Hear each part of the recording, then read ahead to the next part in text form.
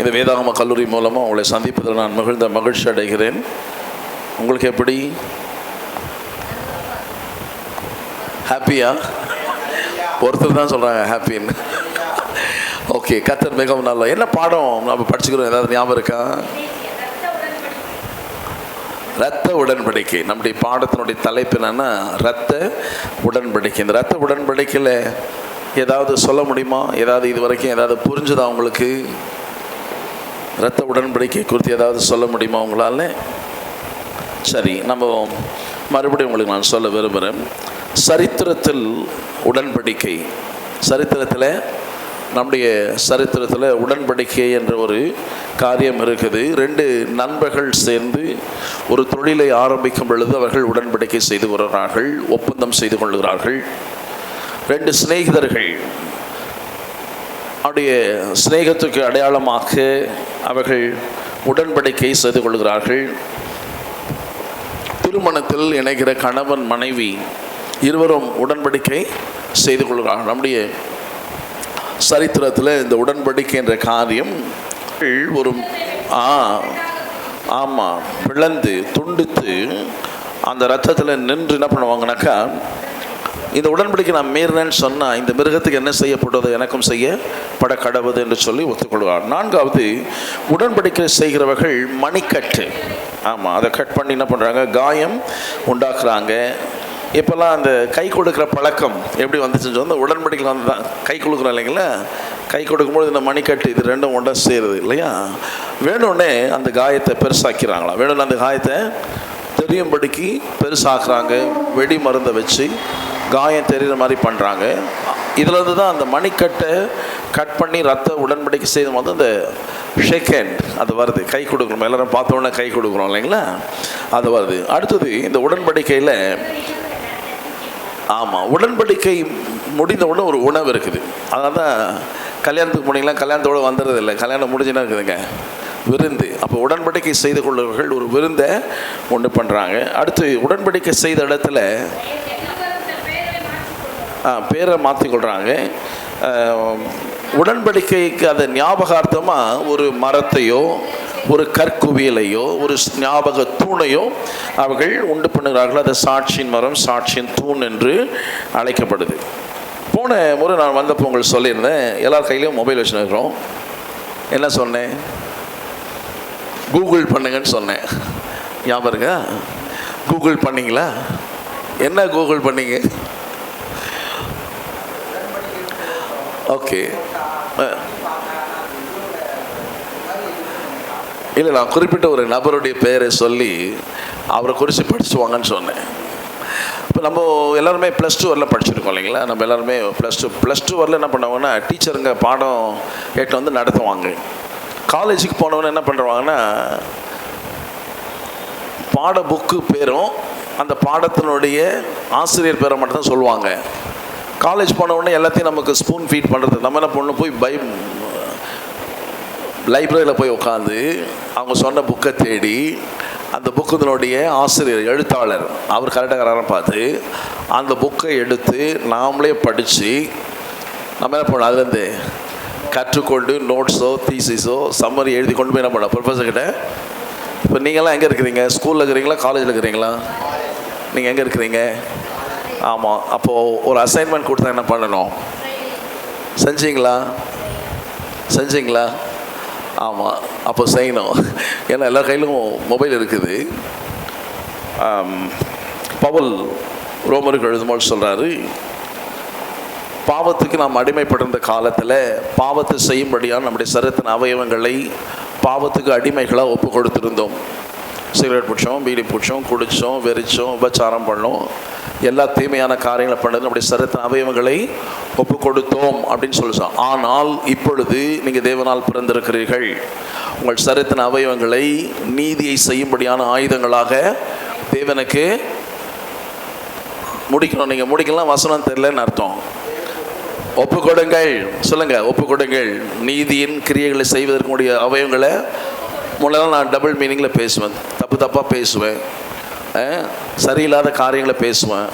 ஆனால் இப்பொழுது நான் தேவனை துதிக்கவும் ஆராதிக்கவும் மட்டும் என் உதடுகளை நான் பயன்படுத்துகிறேன். ஆமென். ஆமாம், பரிசுத்தம்னா என்ன நினச்சிக்கிறாங்கன்னா வெள்ளை சட்டை போட்டுக்கணும், வெள்ளை பேண்ட் போட்டுக்கணும், வெள்ளை ஷூ போட்டுக்கணும். எனக்கு தெரிஞ்ச ஒருத்தர் வெள்ளை ஸ்கூட்டர் வச்சுருந்தாரு, வெள்ளை செருப்பு போட்டுக்கினாரு, டயருக்கும் வெள்ளை அடிச்சிட்டாரு. அது பரிசுத்தம் கிடையாது. அது பரிசுத்தம். ஆமாம் ஆமாம், ஒரு வசனம் பவுல் சொல்கிறாரு, உள்ளத்தில் யூதனானவனே யூதன், உள்ளத்தில் யூதனானவனே யூதன், புறம்பான மாம்சத்தில் செய்யப்படும் விருத்த சேதனத்தினால அல்ல, உள்ளத்தில் யூதனாக வேண்டும். எனக்கு அருமையான என்ன சொல்ல வரேன்னா, மொபைல் எல்லாரும் தீமைக்கு பயன்படுத்துகிறாங்க. நிறைய கொலை, கொள்ளை, தவறான உறவுகள், விபச்சாரம், இது எல்லாத்துக்கும் என்ன பண்ணுறாங்க, தவறான காரியங்களை பார்க்க மொபைலை யூஸ் பண்ணுறாங்க.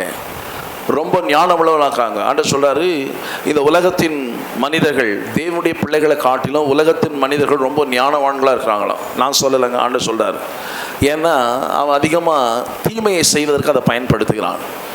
தேவனுடைய பிள்ளைகளாகிய நாம், நீதியின் பிள்ளைகளாகிய நீங்கள், பரிசுத்தவான்களாகிய நீங்கள், பவுல் ஒவ்வொரு நிருபத்தையும் எழுதும்போது சொல்கிறாரு, பரிசுத்தவான்களுக்கு எழுதுகிறதாவது. யாரை சொல்கிறாரு? என்னதான் சொல்கிறாரு? நீங்கள் பரிசுத்தவானா? நீங்கள் பரிசுத்தவானா? நீங்கள் பரிசுத்தவானா? அப்போ யாருக்கு எழுதுகிறாரு? பரிசுத்தவான்களுக்கு எழுதுகிறதாவது. இப்போ ஆண்டவர் சொல்கிறாரு, நீங்கள் இந்த உலகத்தில் இருக்கிற டெக்னாலஜியை நீங்கள் யூஸ் பண்ணுங்கன்னு சொல்கிறார். டெக்னாலஜி நீங்கள் இப்போ இதுக்கு முன்பாடி வந்து பாஸ்டர் டேவிட் சொன்னாங்க, மொபைல் எதுக்குன்னா நமக்கு உதவி செய்யறதுக்கு தானே தெரியும், நம்மை அழித்து கொள்வதற்கு அல்ல. நம்மை அழித்து கொள்வதற்கு. ஆமாம், நான் உங்களுக்கு போன முறையே சொன்னேன். எனக்கு முன்னாடி வந்து டீச் பண்ணவர் சொன்னார், இப்போ ரோமில் போப்பா இருக்கிறவர் யார், அவர் பேர் என்ன தெரியுமான்னு கேட்டார். நானும் கேட்டேன் உங்க கூட இருந்து. நான் அதுக்குள்ளே கூகுள் பண்ணி அவர் பேரை கண்டுபிடிச்சிட்டேன். வந்து கேட்டார், நீங்கள் யாரும் அதில் எந்த விதமான விருப்பமாக எடுத்துக்கிற மாதிரி தெரியல. யாரும் கூகுளே. நான் நினைக்கிறேன் நீங்கள் ரொம்ப நல்ல ஸ்டூடெண்ட்ஸு, கிளாஸ் டைமில் மொபைல்லாம் யூஸ் பண்ணக்கூடாது சார், கிளாஸ் முடிஞ்ச பிறகு பண்ணு. அதனால தான் உங்களுக்கு ஒரு அசைன்மெண்ட் கொடுத்தேன். ஆனால் அதுலேயும் அதுவும் மொபைல் பார்க்க நானே சொல்லலாம், தைரியமாக பண்ணுங்க. அப்போது இந்த மொபைலு, டேபு, கம்ப்யூட்டர், இன்டர்நெட் இதெல்லாம் வீடுகளில் இருக்கும் பொழுது தேவனுடைய வார்த்தையை ஆழமாய் அறிந்து கொள்ளவும், தேவனுடைய வார்த்தையை கற்றுக்கொள்ளவும், அதில் இருக்கிறதான காரியங்களை அறிந்து கொள்ளவும் நீங்கள் பயன்படுத்துவதற்காக கொடுக்கப்பட்டதான கருவிகள். திருச்சபைக்கு வரும் பொழுது கண்டிப்பாக வேத புத்தகம் வரும், ஹார்ட் காப்பி கண்டிப்பாக. ஆமாம், எனக்கு ரொம்ப கோவம் வரும் பிரசங்க யாருங்க இந்த டேபுக்கு போல எடுத்து மேலே வந்தால் எனக்கு ரொம்ப கோவம் வரும். ஆனால் வேலைக்காகாது. வேத புத்தகம் கண்டிப்பாக வேணும், ஹார்ட் காப்பி வேணும். இது வேத புத்தகத்தை வீட்டில் பாருங்க. முன்னெல்லாம் இதோ உலகத்தை சுமந்து தீர்க்கிற தேவ ஆட்டுக்குட்டின்னு சொன்னால் ரெஃபரன்ஸ் மறந்துட்டேன்னு வச்சுக்கோங்க, நான் போய் கூகுளில் தேடி கண்டுபிடிச்சிடலாம் பக்காவாக எந்த அதிகாரம் எந்த வசனம் எடுத்து சொல்லிது, அதுக்கு யூஸ் பண்ணலாம் வீட்டில் கூட. ஆனால் அவர் சொன்னது போல் உண்மை, நிறைய வேத வசனங்கள் தப்பாக இருக்குது ஆப்பில். சில வசனங்கள் மாறியே இருக்குது, சில வசனம். அப்போ அதை நான் நம்ப முடியாது, இதுதான் நம்ப முடியும். ஆமாம், அப்போ வீட்டில் கூட நம்ம என்ன பண்ணோம், வேத புத்தகத்தை திருப்பணும். குறைஞ்சபட்சம் ஒருவேளை விசுவாசிகளை விட்டுருங்க, வேதாமக்களில் படிக்கிற நீங்கள் கண்டிப்பாக வேதத்தை புரட்டணும். கண்டிப்பாக வேதத்தை புரட்டணும். எங்கே என்ன இருக்குதுன்னு தெரியணும், எங்கே இருக்குதுன்னு தெரியணும். என்ன எவ்வளோ அதிகாரம், ஒரு புத்தகத்தில் எத்தனை அதிகாரம் இருக்குது, மத்தேயுல எத்தனை அதிகாரம் இருக்குது, மத்தேயு சுவிசேஷத்தில் எவ்வளோ அதிகாரம் ஒருத்தர் சொல்லுங்கள், கரெக்டாக சொல்லுங்கள். 28. ஓகே. மார்க்கு 16. லூக்கா இப்போ இருக்கக்கூடாது 24. அப்போஸ்தலர் யோவான் 21. அப்போஸ்தலர் நடவடிக்கைகள் 28 27. சரி, பார்த்துங்க, இதெல்லாம் நமக்கு தெரியணும். ஜென்ரலாக பொதுவாக வேதத்தை நம்ம அடிக்கடி இண்டெக்ஸில் இருக்குது. நீங்கள் போய் பார்த்தீங்கன்னா இண்டெக்ஸில் ஒவ்வொரு புக்கு பேர் போட்டு எத்தனை அதிகாரம் இருக்குது அப்படின்னு சொல்லிட்டு. ஆதியாகமம் எத்தனை அதிகாரம், யாத்திரையாகமும் லேவியராகமும் இண்டெக்ஸ் பார்த்து சொல்லக்கூடாது. லேவியராகமும் சரி, மகிழ்ச்சி. ஓகே, சரி, நம்ம திருப்பி வருவோம், இந்த நம்முடைய பாடத்துக்கு வந்துடுவோம். என்ன சொல்ல வரேன்னா, வெறும் பேருக்காக வேதாம கல்லூரி மாணவர்களாக இருக்கக்கூடாது. வேதாகமத்தை உண்மையாகவே படிக்கிற மாணவர்களாக, படிக்கிறவன் தான் மாணவன். என்ன பேருங்க, படிக்கிறவன் தான் மாணவன். படிக்காத சும்மா மாதத்துக்கு ஒரு நாள் பைபிளை தூக்கின்னு வேதாம கல்லூரி, நான் வேதாம கல்லூரி படிக்கிறேன். இல்லை, வேதாம கல்லூரி படிக்கணும்னா நீங்கள் ரொம்ப, அதாவது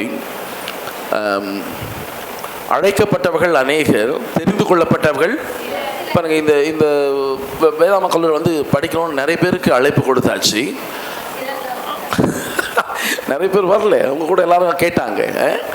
அதுக்கான வாய்ப்புகள் இல்லை அவங்களுக்கான அது வர முடியல, விரும்புகிறாங்க, வர முடியல. ஆனால் நீங்கள் வந்திருக்கிறீங்க, நீங்கள் ரொம்ப சந்தோஷம். ஆனால் இது முதல் படி தான். ஹலோ, இது என்னதுங்க? ஆமாம், அப்போ வந்துட்டுதுன்னா போதாது. வந்துட்டுதுன்னா ஆமாம், இங்கே வந்ததனுடைய நோக்கம் நிறைவேற வேண்டும். வந்தனுடைய நோக்கம் நிறைவேற வேண்டும். உங்களால் ஆன மட்டும் வேத புத்தகத்தை வாசிக்கணும். உங்களால் ஆன மட்டும் வேத புத்தகத்தை வாசிக்கணும். எனக்கு தெரியுங்க, சங்கீதம் 1 தெரியும் எனக்கு, நான் வாசிக்கிறேன். இல்லை, திருப்பி வாசிக்கணும். சங்கீதம் 23 எனக்கு நல்லா தெரியும். இல்லை, திருப்பி வாசிக்கணும். சங்கீதம் 100 எனக்கு தெரியும். இல்லை, திருப்பி வாசிக்கணும். திரும்பவும் வாசிக்கணும். திரும்பவும் திரும்பவும் திரும்பவும் திரும்பவும் திரும்பவும் திரும்பவும் வாசிக்கணும். அடுத்த சிஸ்டர் சொல்கிறாங்க தியானிக்கணும். ஆமென். வாசிச்சா போதாது, முதல் படி வாசிக்கணும். வாசித்ததை தியானிக்கணும். தியானிக்கலன்னா உள்ள நிற்காது. ஏன் தியானிக்கணும்? தியானிக்கலன்னு சொன்னால் உள்ள 2 எவ்வளோ? 2 எவ்வளோன்னு கேட்டேன் நான். எப்படி தெரியும்? எப்படி தெரியுங்க? 2 நாள் கரெக்டா? 2 நாளா? டவுட்டாக சொல்கிறீங்களே. 2 நாளான்னு கேட்டேன். ஆமாம், எப்படி தெரியும் உங்களுக்கு 2 நாளுன்னு? பள்ளிக்கூடத்தில் இல்லை, பள்ளிக்கூடத்தில் படிச்சிங்க. எத்தனை முறை படிச்சிங்க 2 நாள்? 8ஆம் வாய்ப்பாடில் பிரச்சனை உங்களுக்கு. 8 எவ்வளோன்னு கேட்டால் 50ன்னு சொல்லிட்டீங்க. கணக்கு டீச்சர் கிட்ட 8 எவ்வளோன்னு கேட்டால் 50ன்னு சொல்லிட்டீங்க. ஆண்டி கரெக்டாக சொல்கிறாங்க, 50 சொல்கிறேன். இப்போ உங்களை என்ன சொல்கிறாங்க? கணக்கு நல்லா போடணுன்னா நீ போய் வாய்ப்பாடு படின்னு சொல்கிறாங்க. என்ன சொல்கிறாங்க? 8ஆம் வாய்ப்பாடுலேருந்து தொடங்குங்களா, 2ஆம் வாய்ப்பாடுலேருந்து தொடங்குவீங்களா? இப்போ பாதி ராத்திரில் இப்போ முடிச்சுருக்கிறீங்க, நைட் 12 மணிக்கு எழுப்பி உங்களை 2 எவ்வளோ கேட்ட சொல்லுவீங்களா? அவ்வளோ மனப்படமாச்சு. ஆண்டி சொன்னாங்க, அவ்வளோ மனசில் பதிஞ்சிச்சு. சங்கீதம் 45:1 யாருக்காவது தெரியுமா? சங்கீதம் 45:1 தாவீது சொல்கிறாரு, என்னுடைய நாவு விரைவாய் எழுதுனுடைய எழுத்தான். நீ பேப்பரும் பேனாவும் கொடுத்தா எழுதிடலாம், இருதயத்தில் எப்படி எழுதுது? நாவு தான் இருதயத்தில் எழுத முடியும். நீங்கள் சொல்ல சொல்ல இருதயத்தில். ஆமாம், அப்போது நாவுனால என்ன பண்ணுறோம்? நம்ம எழுதுகிறோம். நாவை கொண்டு இருதயத்தில் எழுதுகிறோம். சங்கீதம் 45:1 சொல்லுது, என்னுடைய நாவு விரைவாய் எழுதுனுடைய எழுத்தானி. அப்போ சொல்லி சொல்லி தான் என்ன பண்ணிக்கிறீங்க? 2 நாள் உள்ள பதிச்சிருக்கிறீங்க. யோவான் 3:16 சொல்லுங்கள் பார்க்கலாம். யோவான் 3:16 யாராவது ஒருத்தர் சொல்லணும்.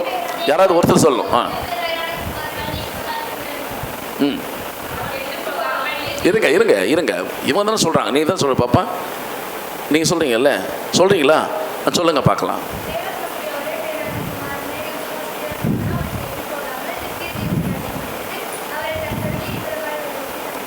Very good. கை தட்டுவான். அப்போ யாரோ யோவான் 1:12 சொல்ல ஆரம்பிச்சாங்க. தப்பு அது. சரி, யோவான் 3:16 நம்ம கண்டிப்பாக தெரிஞ்சிருக்கணும். எப்படி 2 நாள்னு சொல்லி அந்த மாதிரி. சரிங்களா? சங்கீதம் 1:1 சொல்லுங்க யாராவது பார்க்கலாம்.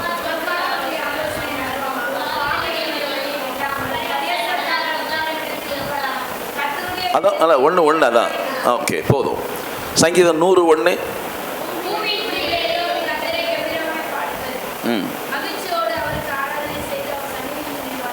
Very good. சங்கீதம் 119:1.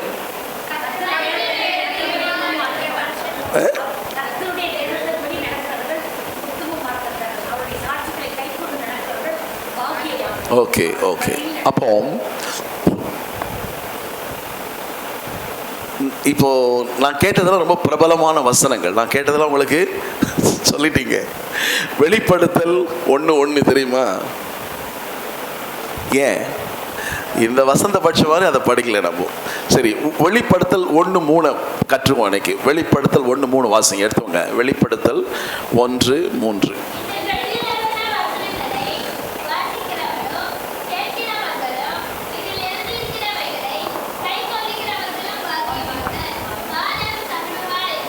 திருப்பியும் வாசிங்க. வேற யாராவது ஒருத்தர் வாசிங்க. பாப்பா வாசிங்க. இருமலை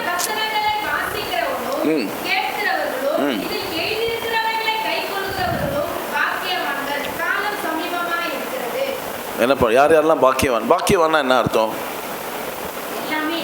இல்லை கேட்டதுக்கு பதில். பாக்கியவான்னா என்ன அர்த்தம்? அர்த்தம் கேட்டேன் நான். பாக்கியவான் அப்படி எல்லாம் பாக்கியவான். என்ன பாக்கியவான்? ஆசீர்வதிக்கப்பட்ட. பாக்கியவான்னா யாருங்க? யாரெல்லாம் ஆசீர்வதிக்கப்பட்ட? இந்த 1:3 படி, 1:3 படி, வெளிப்படுத்தல் 1:3 படி யாரெல்லாம் ஆசீர்வதிக்கப்பட்டவர்கள்?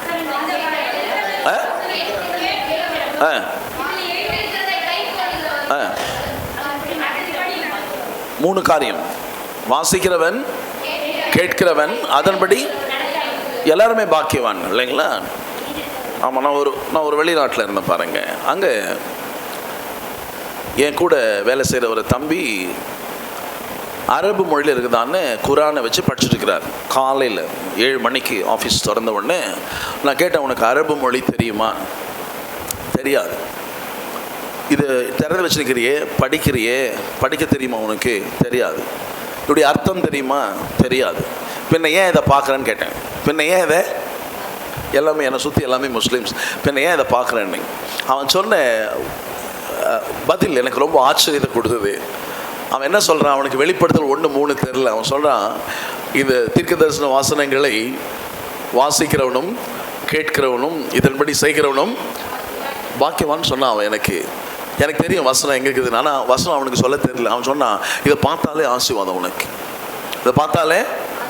இப்போ எவ்வளவு தீவிரமாக இருக்கிறாங்க கடவுளை அறியாத மக்கள், எவ்வளோ தீவிரமாக இருக்காங்க. இந்த வேத வசனத்துக்கு அவங்க எவ்வளோ மரியாதை கொடுக்குறாங்க, இதை கொடுத்தாங்கன்னா எவ்வளோ விசுவாசம் அவங்களுக்குள்ளே இருக்கு. நான் ஆச்சரியப்பட்டு போனேன். அரபு மொழி தெரியாது, வாசிக்க தெரியாது, வாசித்தவனுடைய அர்த்தம் தெரியாது.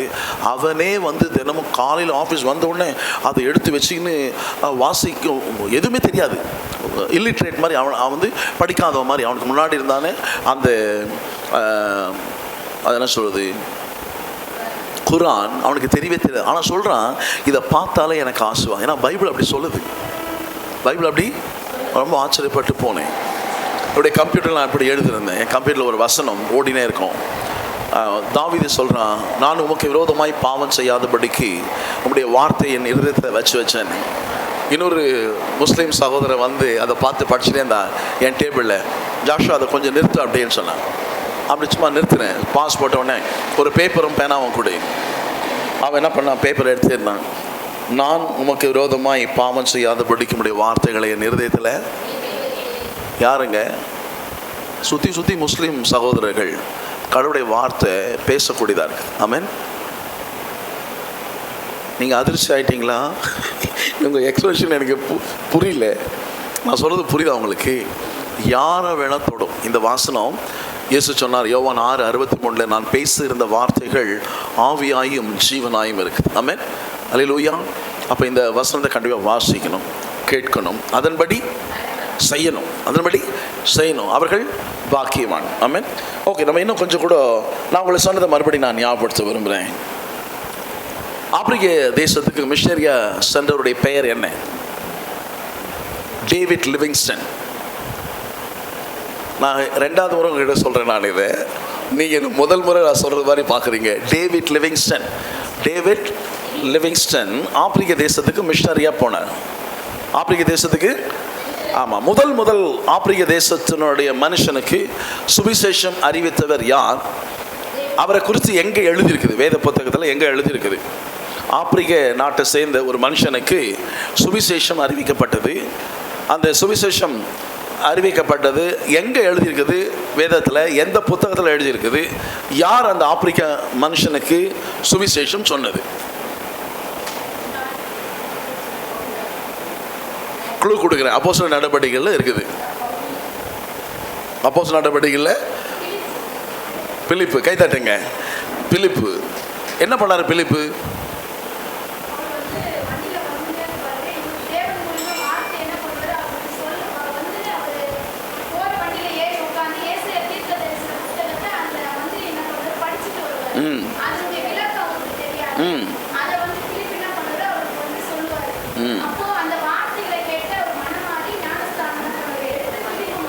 Very good. கரெக்ட். கை தட்டுவோமா?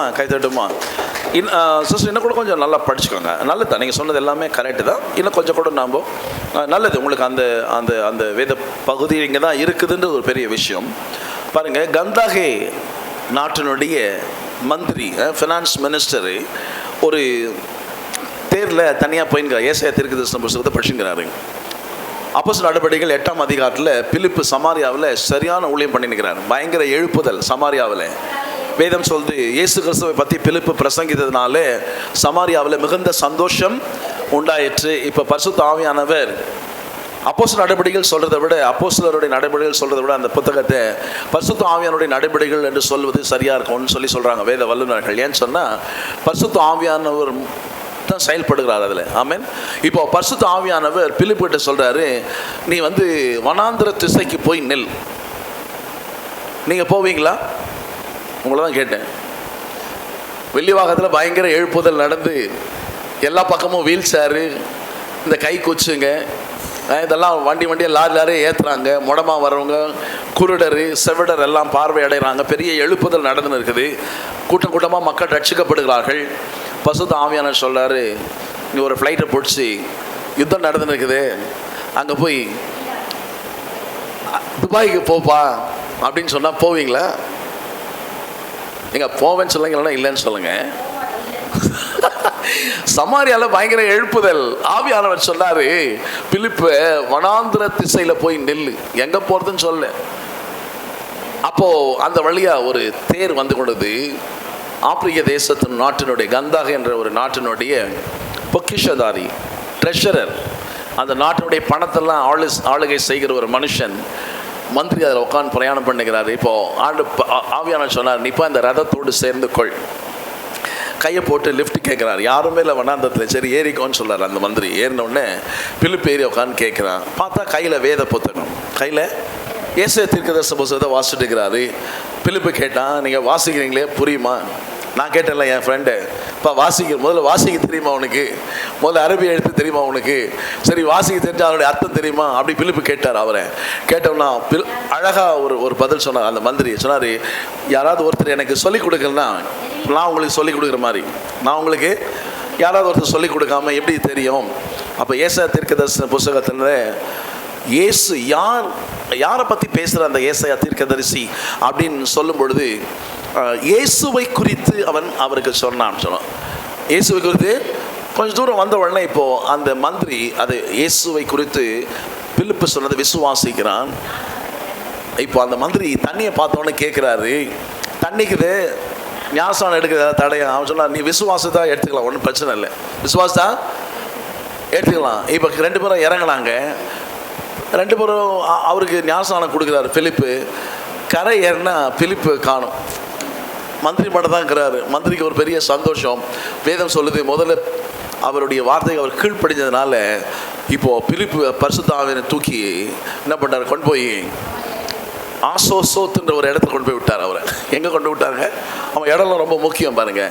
நம்ம பின்னாடி இருக்கிற மேப்பெல்லாம் நம்ம பார்க்குறதே இல்லை. நீங்கள் வாசிக்கும் போது என்ன பண்ணணும், பைபிள் காலேஜ் ஸ்டூடெண்ட்னா பின்னாடி மேப் பார்க்கணும். ஹிஸ்ட்ரி ஜியாகிரஃபி படிச்சிங்களா? நீங்கள் உங்களை தாங்க கேட்டேன், 10ஆம் கிளாஸ் படிக்கும்போது ஹிஸ்ட்ரி ஜியாகிரஃபி படிச்சிங்களா? மேப்புக்கு எவ்வளோ மார்க்கு? 10 மார்க்கு. மேப் முக்கியமாக இல்லையா? நிறைய பேர் என்ன பண்ணுவாங்கன்னா அழகாக மேப்பு மட்டும் படிச்சு போனாங்க. ஏன்னா 10 மார்க் விடக்கூடாது. நதிகள், இந்தியாவினுடைய நதிகள் இல்லை அந்த மாதிரிலாம் சொல்கிறாங்க இல்லைங்களா? அப்போது மேப் எது கொடுத்துக்கிறாங்க? சும்மா பேஜ் நிரப்புறதுக்கா? பைபிளில் மேப்பை போய் பார்க்கணும், மேப்பை போய் ஆமாம் போய் படிக்கணும். என்ன மேப் அது, என்ன சொல்லிக்கிறாங்க, என்ன தேவையில்லாமல் வச்சுட்டாங்களா பைபிளில் அது?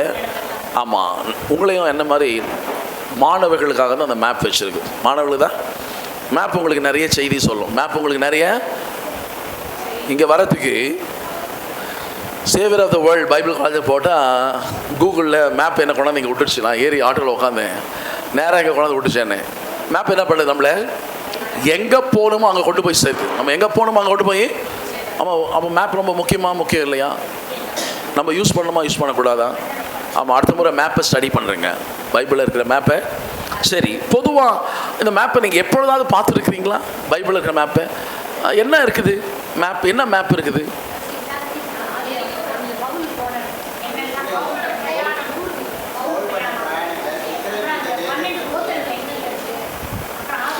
முக்கியமாக நம்ம வேதாம கல்லூரி மாணவர்களாகி உங்களுக்கு என்ன தெரியணும்னா, பவுலினுடைய 3 மிஷனரி பிரயாணங்கள்.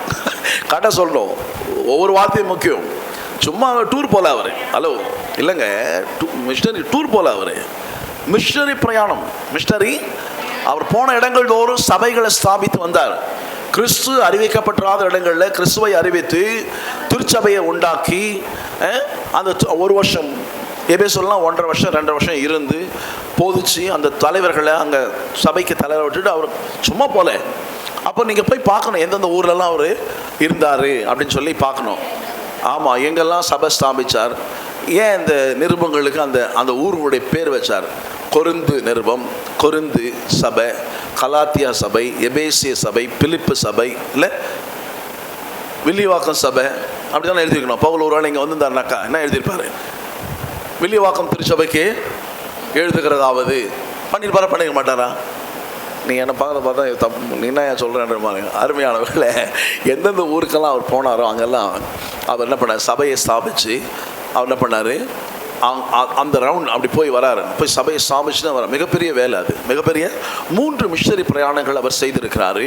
அப்படின்னு என்ன அர்த்தம்னா, சுவிசேஷம் அறிவிக்கப்படாத இடங்களில் இயேசு கிறிஸ்துவுடைய சுவிசேஷத்தை அறிவித்து சபைகளை ஸ்தாபித்து ஆண்டவருக்காக ஆத்துமாக்களை ஆதாயப்படுத்தி அவங்கள சபையாக கூடி வர செய்து அந்த சபையை போதிச்சு ஒரு அது யாரெல்லாம் இன்ட்ரெஸ்ட் காமிச்சாங்களோ உங்களை மாதிரி இல்லை, சபையில் நிறைய பேர் வரலாம், வேதாம் கல்லூரிக்கு வாங்கன்னு சொன்னால் கொஞ்சம் பேர் தான் வராங்க. அந்த கொஞ்சம் பேர் என்ன பண்ணுறாங்க, அதில் ஒரு பாதி எங்கள் வேதாம கல்லூரியில் நாங்கள் ஒரு 100 பேர் படித்தோம். அந்த ஆசிரியர் சொன்னாங்க, நல்லது, உங்களை பார்க்குறதுக்கு ரொம்ப சந்தோஷமாகுது, 100 பேர் படிக்கிறீங்க, ஆனால் முழுசாக இந்த ஊழியத்துக்கு வர்றது எத்தனை பேர்னா 3 பேர் தான் சொன்னாங்க. தூக்கி வாரி போடுச்சு எனக்கு, என்ன அப்படி சொல்கிறாங்களே அப்படின்னு சொல்லிட்டு. இப்போது வேதாம கல்லூரி முடிச்சு சில செய்தியெல்லாம் கேள்விப்படுறேன். அந்த வேதாம கல்லூரி படித்து என்னப்பா பண்ணுறேன், ஊழியம் பண்ணுறியா, எங்கே இருக்கிற, இல்லைங்க குரியர் ஆஃபீஸில் வேலை செய்துன்னுக்கிறேன். எங்கேக்கிறார் அவர், ஸ்டாம்ப் வச்சுன்னுக்கிறார். அப்படின்னா என்ன அர்த்தம்னா, அவர் முழுசாக விசுவாசிக்கவே இல்லை. அவர் என்ன பண்ணலைங்க, சூழ்நிலை அவருக்கு ஊழியம் செய்யக்கூடிய வாய்ப்பை கொடுக்கல, முழுசாக ஆண்டவரை நம்பலை, முழுசாக வேதத்தின் மேலே நேசம் இல்லை, நிறைய காரியங்கள் அவங்க என்ன பண்ணுறாங்க, வழி விலகி போகிறதுக்கு அவங்களுக்கு. அப்போது நிறைய பேர் சீரியஸ் ஸ்டூடெண்ட் இல்லை. என்ன சொல்ல வரேன்னா, தீவிரமாக படிக்கிறவர்கள் ரொம்ப குறையும், சரிங்களா? அவங்க ஊழியத்துக்குள்ளே வருமா அப்படியே கொஞ்சம் கொஞ்சமாக வந்துடுது. 100 பேர் எங்கே படித்த, 100 பேர் எங்கே ஊழியத்துக்கு வந்த, 3 பேர் எங்கே, மீதி 97 பேர் எங்கே போனாங்க? அப்போது நான் என்ன சொல்ல வரேன்னா, எதை செய்தாலும் திருந்த செய்யணும், சரியாக செய்யணும். அதை முழு ஆண்டு சொல்லார், முழு உள்ளத்தோடு, முழு ஆத்மாவோடு, முழு பலத்தோடு என்ன அன்பு கூற வேண்டும். அப்போது நான் என்ன விரும்புகிறேன்னா, நீங்கள் உங்களுடைய எல்லா விதமான ஆற்றல், திறமைகள், தாளந்துகள், எண்ணங்கள் எல்லாவற்றையும் இதில் போடணும். ஆமென். எல்லாவற்றையும் வேதாந்தத்தில் போட்டு இது கற்றுக்கொள்ளக்கூடிய காலம் நீங்கள் கற்றுக்கொள்ள வேண்டும். கர்த்தர் உங்களுக்கு கிருபை செய்வாராக. அவருடைய கிருபை இல்லாமல் நம்ம ஒன்றுமே பண்ண முடியாது. எனக்கு அருமையானவர்களே, அப்போது ஒரு தேசத்துக்கு சுவிசேஷம் அறிவிக்க பிலிப்புவை தேவன் பயன்படுத்தினார். ஒரு மனுஷன் மூலமாக சுவிசேஷம் சொன்னது ஆப்பிரிக்காவில் சுவிசேஷம் பரவ அது பெரிய ஒரு தாக்கத்தை ஏற்படுத்தி ஒரு கண்டமே இயேசு கிறிஸ்துவை ஏற்றுக்கொண்டது. ஆப்பிரிக்காவில் தான் இன்றைக்கி நிறைய ஊழியங்கள் தெரியுமா உங்களுக்கு? ஆப்பிரிக்கா தேசம் வந்து அங்கே தான் பிஷப்புகள் நிறைய, அங்கே தான் வந்து வேதத்தை அறிஞ்சவங்க நிறைய, அங்கே தான் நிறைய வேதத்தை படித்தாங்க. ஒரு மனுஷன் மூலமாக கடவுள் ஒரு கண்டத்தையே தனக்காக ஆதாயப்படுத்திட்டார். எனக்கு அருமையானவர்களே, உங்களை கொண்டு கர்த்தர் எவ்வளோ பெரிய காரியங்களை செய்வார் எனக்கு தெரியாது. அப்போது நாம் ஆயத்தமாக இருக்க வேண்டும். ஆமென். எத்தியோப்பியா, ஆமாம், நீங்கள் மேப் பாருங்கள் திருப்பியும் ஆண்டி. இப்போ தான் கூகுள் வந்துடுச்சு. என் கூட ஒரு வெளிநாட்டில் ஒருத்தர் வேலை செய்தார். அவர் சீஃப் அக்கௌண்டன்ட். அவர் நான் ஒரு டொயோட்டா லெக்ஸஸ் ஷோரூமில் ஒர்க் பண்ணேன் கத்தார்ன்ற ஒரு நாட்டில். அதில் சீஃப் அக்கௌண்டன்ட் வந்து எகிப்து சேர்ந்தவர். அவர் வந்து ஜியாகிரஃபி டீச்சராக, அவர் ஜியாகிரஃபி நடத்துகிறவர். அவர் என்ன கேட்டார், ஜாஷுவா ஒரு பேப்பர் கொடுங்க வாங்கி எகிப்து நீ பார்த்துக்கிறியான்னு கேட்டார். இல்லை சொன்ன கடன்னு மாதிரி ஒரு படம் வரைஞ்சி காமிச்சார் பேப்பரில். இப்படி இது எகிப்து, இது லெபனான், இது வந்து சிரியா, இது வந்து சூடான்னு வரைஞ்சி காமிச்சிட்டார். அவர் டீச்சர் அவர், ஆனால் இங்கே அக்கௌண்டண்ட்டாக வேலை செய்கிறாரு. மேப் அழகாக வரைஞ்சி காமிச்சிட்டார். மேப்பை அவர் தெளிவாக இருக்கிறார். அவர் டீச்சர் அவர். அதுவே அவருடைய கர்த்தர் மிகவும் நல்லவர். ஆனால் என்ன சொல்ல வரேன்னாக்கா, இன்னும் தீவிரம் காண்பிக்க வேண்டும். இன்னும் நீங்கள் இன்னும் தீவிரம் காண்பிக்க வேணும். 10 கன்னிகைகள் பற்றி படிச்சிருக்கிறீங்களா? 10 கன்னிகைகள் எங்கே வருது? மத்தேயு என்ன அதிகாரம்? 25 கை தட்டுங்க. மீதி நீங்கள் சொன்னீங்களா? 25 யாரும் சொன்னீங்களா? சிஸ்டர் சொன்னாங்க 25. Very good. ஆமாம். என்ன சொன்னாங்க?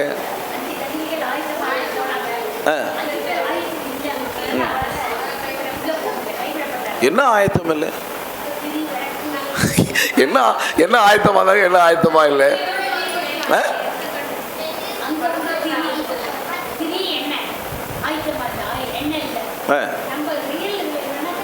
இல்லை இல்லை, அந்த 10 பேர் என்ன கேட்குறாங்க? 10 பேர் மட்டும் சொல்லுங்க. இந்த 10 பேர் சொன்னாங்களே, 10 கன்னிகைகள் சொல்லிட்டீங்க. இல்லை, அங்கே பைபிள் இருக்கிற மாதிரி வரணும். இவர் சொன்ன பாருங்க, 5 பேர் புத்தி உள்ளவங்க. எப்படி கண்டுபிடிக்குது புத்தி உள்ளவங்கள புத்தி இல்லாதவங்கள? சரி, எப்படி ஆயத்தமாக இருந்தாங்க? சரி,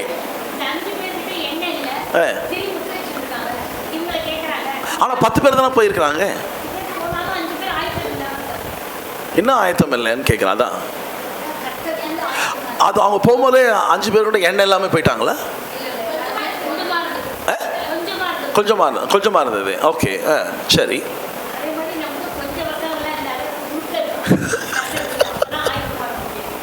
சரி சரி, வேற யாராவது? ஏன் புத்தி உள்ளவர்கள் புத்தி இல்லாதவங்க சொல்றாங்க? என்ன ஆயத்தம் இல்லை? அதான் கேட்குறேன், என்ன ஆயத்தம் இல்லை?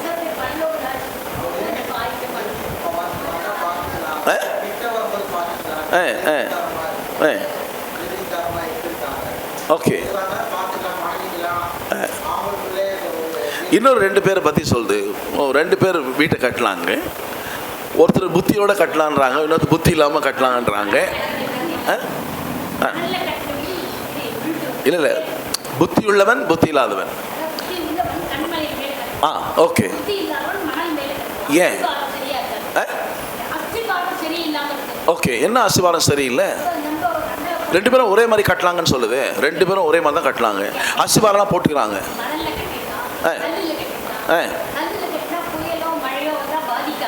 யார் சொன்னது? பார்த்தது அவனுக்கு தெரியலையா? அந்த மணல் மேலே கட்டணும் தெரியலையா?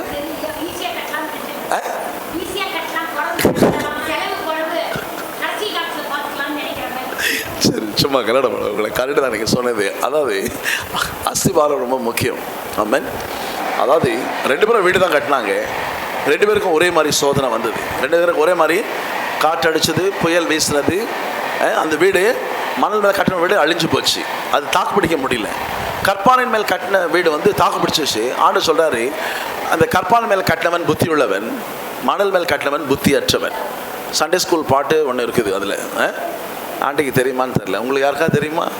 இல்லைன்னா கற்றுக் கொடுங்க. கற்பாறையின் மேல் கட்டினவன் புத்தியுள்ளவன், கற்பாறையின் மேல் கட்டினவன் புத்தியுள்ளவன், கற்பாறையின் மேல் கட்டினவன் புத்தியுள்ளவன், அவன் வீடு நிலைத்து நின்றது. மணலின் மேல் கட்டியவன் புத்தியற்றவன், மணலின் மேல் கட்டியவன் புத்தியற்றவன், மணலின் மேல் கட்டியவன் புத்தியற்றவன், அவன் வீடு அழிந்து போனது. சின்னதுலேயே சொல்லிக்கிறாங்க, சண்டே ஸ்கூல்ல சொல்லிக்கிறாங்க எங்களுக்கு. இப்போ அந்த கன்னிகைகள் என்ன பண்ணாங்கன்னா, 10 பேரை எண்ணெல்லாம் வச்சுன்னு போனாங்க. ராத்திரி முடிச்ச மணவாளன் எப்போ வருவான்னு தெரியாது அவங்களுக்கு. அதனால என்ன பண்ணிட்டாங்க, திடீர்னு மணவாளன் வராருன்னு சொன்ன உடனே எழுந்து பார்த்தா 5 பேருடைய விளக்கு அணைஞ்சு போயிருக்குது. ஏன்னா எண்ணெய் இல்லை. என்ன இல்லை? மீதி 5 பேரை பார்த்து கேட்டாங்க, உங்கள் திரியெல்லாம் எரியுது தானே, கொஞ்சம் எண்ணெய் கொடு அப்படின்னு கேட்டாங்க. அவங்க சொன்னாங்க, உனக்கு அதானே சொல்லியிருக்கணும், கொடுத்தா எல்லாருக்குமே பத்தாம போயிடும். நீங்கள் என்ன பண்ணு, போய் விற்கிறவங்க கிட்ட போய் நீங்கள் வாங்கிட்டு வாங்க அப்படின்னு சொன்னாங்க. அப்போ யார் புத்தி உள்ளவன்? ஆமாம், எண்ணெய் எதுக்கு அடையாளமாகுது? வேதாகமத்தில் எண்ணெய் எதற்கு அடையாளமாக இருக்குது? Very good. ஆமாம், பரிசுத்த ஆவிக்கு அடையாளமாக இருக்குது. அப்போது அவங்க சொன்னாங்க, இப்போ மணவாளன் வந்தார், ஆயத்தம் வந்து உள்ளே போயிட்டாங்க. மீதி பேர் எல்லாம் ஒன்றா தானே கிளம்புனாங்க. 2 பேரும் ஒன்றா தானே வீடு கட்டினாங்க. நான் என்ன சொல்ல வரேன்னா, என்னை கேட்டுக்கொண்டுற நீங்கள், வேதாகமத்துக்கு வந்துக்கிற நீங்கள், ரெகுலராக வர நீங்கள், ஆழமாக என்ன பண்ணோம், வந்தம் போனது இல்லாமல், ஆமாம், நல்லா ஸ்ட்ராங் அஸ்திவாரம் போட்டு நல்லா எல்லாவற்றையும் கற்றுக்கொண்டு நல்லா நீங்கள் என்ன பண்ணோம், ஆண்டவருக்காக எழுப்பி பிரகாசிகளாக இருக்க வேண்டும். ஆமென். செய்வன திருந்த அந்த மாதிரி நீங்கள் இருக்கணும்னு நான் விரும்புகிறேன். கர்த்தர் உங்களை ஆசீர்வதிப்பாராக. நம்ம தொடர்ந்து இப்போ என்ன பண்ணோம்னா, ஆப்பிரிக்க தேசத்துக்கு மிஷனரியாக போனவருடைய பெயர் வந்து டேவிட் லிவிங்ஸ்டன். டேவிட், ஆமாம், எங்கள் போதகர் எனக்கு சொன்னார், எப்போல்லாம் நீங்கள் ஊழிய வாழ்க்கையில் சோர்ந்து போகிறீங்களோ, எப்போல்லாம் ஒரு விரக்தி வந்துடுதோ, எப்போல்லாம் உங்களால் மூவ் பண்ண முன்னேறி போக முடியல, அப்போல்லாம் என்ன பண்ணேன்னா ஒரு மிஷனுடைய வாழ்க்கை சரிதையை வாங்கி படிக்கணும்னு சொன்னார். ஒரு மிஷனுடைய வாழ்க்கை சரிதையை வாங்கி படிக்கணும்னு சொன்னார். மிஷனரி வாழ்க்கை சரிதையை படித்தா அப்படியே உங்களை தூக்கி விட்டுருன்னு சொன்னார். அப்படியே உங்களை, ஆமாம், ரொம்ப சோர்ந்து போயிட்டேன், ஆத்துமாக்களே வரல சபைக்கு, ரொம்ப வாழ்க்கையை தள்ள முடியல, சந்தோஷமாக வாழ முடியல, கிறிஸ்தவ வாழ்க்கை ரொம்ப கடினமாக இருக்க மாதிரி தெரிஞ்சால் என்ன பண்ணணுமோ ஒரு மிஷனரி சரிதையை படிக்கணும். சில மிஷனரிக்கு பேரெல்லாம் சொல்லுங்கள் பார்க்கலாம். நமக்கு முன்னாடி இந்தியாவுக்கு வந்து நமக்கு சுவிசேஷம் அறிவிச்சவங்க பேரெல்லாம் சொல்லுங்களேன். சொல்லுங்கள் ஆண்டி, தைரியமாக சொல்லுங்கள். William carry. கைத்தட்டுங்க ஆண்டிக்கு. இந்தியாவில் முதல் ஞாபகம் வர வேண்டியது வில்லியம் கேரி தான். அடுத்து பெண்களில் சில பேர் சொல்லுங்க. பெண்களில் சரி, கூகுள் பண்ணுங்க, நான் சொல்லிடுவேன். இப்போ நீங்கள் என்ன பண்ணுங்க, கூகுள் பண்ணோம். புருஷபாகத்தில் இவாஞ்சலிக்கல் லிட்ரேச்சர் சர்வீஸ்னு ஒன்று இருக்குது, ELSன்னு ஒன்று இருக்குது. அங்கே போனீங்கன்னா மிஷனரி வரலாறு தமிழில் 5 ரூபாய்க்கு கிடைக்குது. பண்டித ரமாபாய், யாருங்க? பண்டித ரமாபாய், அவங்க பேர் என்ன? நிறைய மிஷனரிகள் நம்முடைய இந்திய தேசத்துக்கு வந்து நிறைய மிஷனரிகள் வந்திருக்கிறாங்க. அவங்களுடைய பேரெல்லாம் அங்கே அவங்களுடைய புத்தகம்லாம் இருக்குது. சவுத்தில் தான் நிறைய பேர் வந்து என்ன பண்ணுறாங்க, இரேனியஸ் நிறைய பேர் வந்து ஊழியம் செய்திருக்கிறாங்க. அவருடைய புக்கு 5 ரூபாய்க்கு கிடைக்குது. நீங்கள் எல்லாமே வாங்கணும். அது எல்லாமே நான் முடிஞ்ச ஒரு சில புக்குங்களை உங்களுக்காக நான் கொண்டு வரேன். ஆனால் 5 ரூபா தான் அது. நீங்கள் ELSக்கு போனோம், என்னெல்லாம் எழுதியிருக்குது அங்கே, என்னெல்லாம் எதை பற்றிலாம் புக்கு எழுதியிருக்குது பார்க்கணும். நீங்கள் என்ன பண்ணணும், 5 ரூபா நீங்கள் போய் வாங்கிக்கங்க. கண்டிப்பாக மிஷனரி சரிதை படிக்கணும். கண்டிப்பாக மிஷனரி சரிதையை படிக்கணும். சரிங்களா? அப்போது அவர் எனக்கு சொந்த உங்களுக்கு சொல்கிறேன். நான் நீங்கள் ஊழியத்தில் சில நேரம் சூழ்ந்து போகும்போது என்ன பண்ணோம், எப்படியெல்லாம் வந்து ஒரு ஒரு ஒரு ஒரு ஊழியக்கார மிஷனரி தொப்பியை கழட்டி அதில் கஞ்சி வாங்கி குடிச்சிக்கிறார்.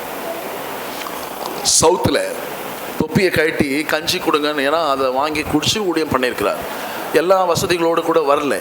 கப்பலில் பிரயாணம் பண்ணி வரும்போது சீகன் பால்கின்ற மிஷனரி வந்து 6 மாதத்தில் தமிழ் படித்து தமிழ் மொழியில் வேதத்தையும் கால்ட்வெல் பாருங்கள், நம்ம மெரினா கடற்கரையில் தமிழுக்கு தொண்டாற்றிய கால்ட்வெல் அவர்களுக்கு சிலை வச்சுருக்காங்க. மெரினா கடற்கரைக்கு போனால் கடலை பார்த்துட்டு வராதிங்க, கடலை பார்த்துட்டு அப்புறம் போய் கால்ட்வெல்லையும் பார்த்துட்டு வரணும். யாரை பார்த்துட்டு வராங்க? தமிழ் தொண்டாற்றியவர், தமிழோட இலக்கியங்கள்லாம் எழுதி வச்சுக்கிறவர். அவரை போய் என்ன பண்ண, நீங்கள் போய் பார்த்துட்டு வாங்க. கால்ட்வெல் சிலை எங்கே இருக்குது? ரொம்ப கிட்ட தான் இருக்குது நான் நினைக்கிறேன், என்ட்ரன்ஸ்லேயே. பார்த்துட்டு வாங்க. அப்போது மிஷனரி சரிதைகளை நீங்கள் படிக்கணும். மிஷனரி சரிதைகளை நீங்கள் படிக்கணும். எனக்கு ஒரு இந்த சின்ன வயசுலேயே பெண் பிள்ளைங்களுக்கு திருமணம் பண்ணி வச்சுறாங்கன்னு சொல்லி வீடு திருத்தாங்க. தேவதாசி முறையெல்லாம் வந்து முறியடிச்சிருக்கிறாங்க. அவங்க பேர் எனக்கு இப்போ ஞாபகம் வரல. இல்லை அவங்களுடைய பேரில் இதெல்லாம் கூட இருக்குது. இன்றைக்கும் அவங்க ஸ்கூலெல்லாம் கட்டியிருக்காங்க சவுத்தில், கன்னியாகுமரியில். நான் உங்களுக்கு சொல்கிறேன். அப்போது மிஷனரி சரிதைகள் நீங்கள் படிக்கணும். இப்போது நீங்கள் ஆங்கிலத்தில் இருக்குது, மொபைலில் பார்த்தீங்கன்னா இங்கிலீஷில் இருக்குது. ஆனால் தமிழில் உங்களுக்கு வேணும்னு சொன்னால் கண்டிப்பாக நீங்கள் எல்லாருமே ELSை விசிட் பண்ணணும். அங்கே இருக்கிற இந்த மிஷனரி 5 ரூபா சின்ன புக்கு டேபிளில் வச்சுருப்பாங்க. வாங்கிட்டு வாங்க. ஒருத்தர் ஷேர் பண்ணிக்கங்க. நீங்கள் ஒன்று வாங்க, நீங்கள் ஒன்று வாங்க. நாங்கள் என்ன பண்ணுவோன்னா, ரட்சிக்கப்படாத இருந்தப்போ எல்லா பத்திரிக்கையும் வாங்குவோம். ராணி புக் வாங்குவோம், குமுதம் வாங்குவோம், கல்கண்டு வாங்கிட்டு ஒரு 4 பேர் சேர்ந்து என்ன பண்ணுவோம், வாங்கிட்டு பிரிச்சுக்குவோம். ஒருத்தர்கிட்ட ஒரு புக்கு இருக்கும், சர்க்குலேட் பண்ணிக்க வேண்டியது. உங்களால் 5 ரூபா தான் வாங்கிக்கிறீங்க, வேறு வாங்கிக்கோங்க. வாங்கி என்ன பண்ணுங்க, எக்ஸ்சேஞ்ச் பண்ணிக்கோங்க படிச்சுட்டு. இல்லை எல்லாம் வாங்கி நீங்கள் ரெஃபரன்ஸ் வச்சுக்கினா கூட நல்லது, ஒன்றும் பிரச்சனை கிடையாது. சரிங்களா? இப்போது இந்த டேவிட் லிவிங்ஸ்டன் அவர்கள் ஆப்பிரிக்க காடுகளுக்குள்ளே சுவிசேஷத்தை அறிவிக்க முடிய சென்றார். போன ஒரு ஆளே வரல.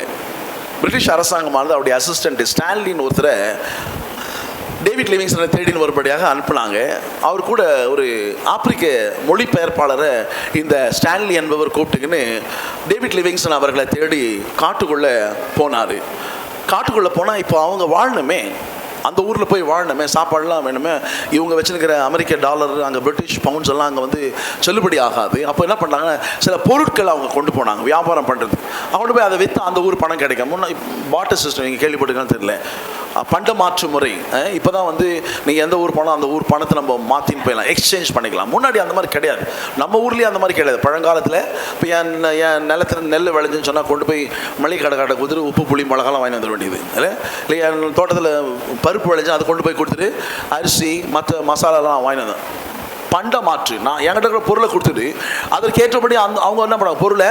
அப்போல்லாம் பணம்லாம் கிடையாது. இப்போ ஆமாம், இப்போ வந்து பண்ட மாற்று முறைன்னு சொல்லுவாங்க, பாட்டர் சிஸ்டம் சொல்லுவாங்க. அப்போ வந்து அப்படி தான், ஏன்னா பணப்புழக்கம் இல்லை. இப்போ பணம் வந்துச்சு. இப்போ என்ன பண்ணேன்னா, இப்போ நான் வந்து வெளிநாட்டுக்கு போகிறேன்னு சொன்னால், நான் எந்த நாட்டுக்கு போகணும் அந்த நாட்டு பணமாக என்னுடைய பணத்தை நாங்கள் போய் இந்தியன் ருப்பீஸை கொடுத்தோம்னா அவன் மேலே கீழே பார்ப்பான். அங்கே செல்லுபடி ஆகாது இல்லைங்க. 500 ரூபாங்க இது இல்லை, செல்லுபடி ஆகாது. ஆமாம், அப்போ மாற்றிக்கிறோம்.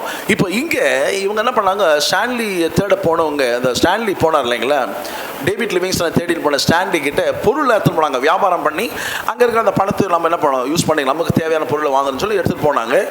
இவங்க மகா திருடர்களாகிறாங்க. ஆப்பிரிக்க மக்கள் என்ன பண்ணாங்க, அந்த பழங்குடியின மக்கள் ஒரு பொருளை எப்படி வச்சு திரும்பினா அது காணும், இந்த பக்கம் திரும்பினா இந்த பக்கம் பொருளை காணும். திருடுறாங்க, பயங்கரமாக திருடுறாங்க. எதுக்குமே சேஃப்டியே கிடையாது, பயங்கரமாக திருடுறாங்க. ரெண்டாவது இவர் வெள்ளைக்காரா வேற இருக்கிறாரு, பயங்கரமாக திருடுறாங்க. இப்போது அந்த டிரான்ஸ்லேட்டர் சொன்னார், நம்ம மரியாதையாக என்ன பண்ணலாம், இவங்க கூட உடன்படிக்கை பண்ணிடலாம். நம்ம என்ன பண்ணலாம், உடன்படிக்கை பண்ணிட்டா தான் நம்ம தப்பிச்சோம், இல்லைன்னா நம்மளை இவங்க கொண்டே போட்டுருவானுங்க. நம்ம கொண்டே. உங்களுக்கு பீகாரை பற்றி தெரியுமா தெரியும், நம்ம தேசத்தில் பீகாரை பற்றி சொல்லும்போது லாலெஸ் பீகார்னு சொல்கிறான். சட்டம் ஒழுங்கே கிடையாதாங்க. உங்கள்கிட்ட 100 ரூபா இருந்துச்சுன்னா கொடுன்னு கேட்க மாட்டானா, உங்களை சுட்டுட்டு 100 ரூபாய் தான் அவன் போயினே இருப்பான். அங்கே எந்த சட்டம் ஒழுங்குமே கிடையாது. இப்போ சட்டம் ஒழுங்கு ஒரு முறை மத கலவரம் வந்து, இனக்கலவரம் மத கலவரம் வந்து நிறைய பேர் உயிர் எழுந்து போனாங்க. அந்த ஏரியாவில் இன்ஸ்பெக்டர் இருந்தவருக்கு கோர்ட்டு ஃபைன் போட்டுச்சு, 1 ரூபா ஃபைன் கட்டணும்னு சொல்லிச்சு. நியாயமான்னு கேட்டேன் உங்களை. நாங்கள் அப்படி பார்க்குறீங்க, நான் தமிழ் தானே பேசுகிறேன், புரியுதா பிரதர் உங்களுக்கு? நம்ம வாழ்ந்துருக்கிற நாட்டில் தாங்க, பீகாரில் இனக்கலவரம் மத கலவரம் நடந்துச்சு, நிறைய பேர் செத்து போனாங்க. அதுக்கு காரணம் லா ஆண்டரு. அங்கே இருக்கிற அந்த இன்ஸ்பெக்டரை கொண்டு போய் விசாரிச்சாங்க. நீதிமன்றம் அவருக்கு 1 ரூபா ஃபைன் போட்டுச்சு. நியாயமான்னு கேட்டேன். அதுதான் அது பேர் லாலெஸ் பீகார். பீகாரை குறித்து சொல்லுமில்ல, பீகாரை பற்றி இன்னொரு பேர் இருக்குது தெரியுமா உங்களுக்கு? இன்னொரு பேர் என்ன பீகாருக்கு? பிஷப் அம்மா எங்கேருந்து வந்துக்கிறாங்க சிஸ்டர்? பீகாரா? வேறு அவங்க நார்த்தில் இருந்தால் நார்த்தா? தமிழ் தானே அவங்க? ஆமாம், பீகாரை பற்றி சொல்லும் போது பாம்பே, ஓகே, அவங்களால ஹிந்தி பேசுகிறாங்க. மிஷனரிகளில் கல்லறை என்று அழைக்கப்படும், தெரியுமா உங்களுக்கு? பீகார் மிஷனரிகளில் கல்லறை. நிறைய பேர் போய் அங்கே செத்துருக்காங்க, கடவுளுக்காக நிறைய பேர் போய் ஊழியர் கொடுத்துருக்காங்க. அப்படிப்பட்ட இடத்துல ஊழியர் செய்கிறாங்க. மிஷனரிகளில் கல்லறை. இப்போ தான் ஜேம்ஸ் அவர் போய் ரொம்ப அற்புதமாக அங்கே ஊழியம் செய்கிறாரு. அற்புதமாக அவங்க ஊழியம் செய்கிறாங்க, பெரிய அளவில் பண்ணுறாங்க. அவங்க ஆச்சரியப்படும்படிக்காக.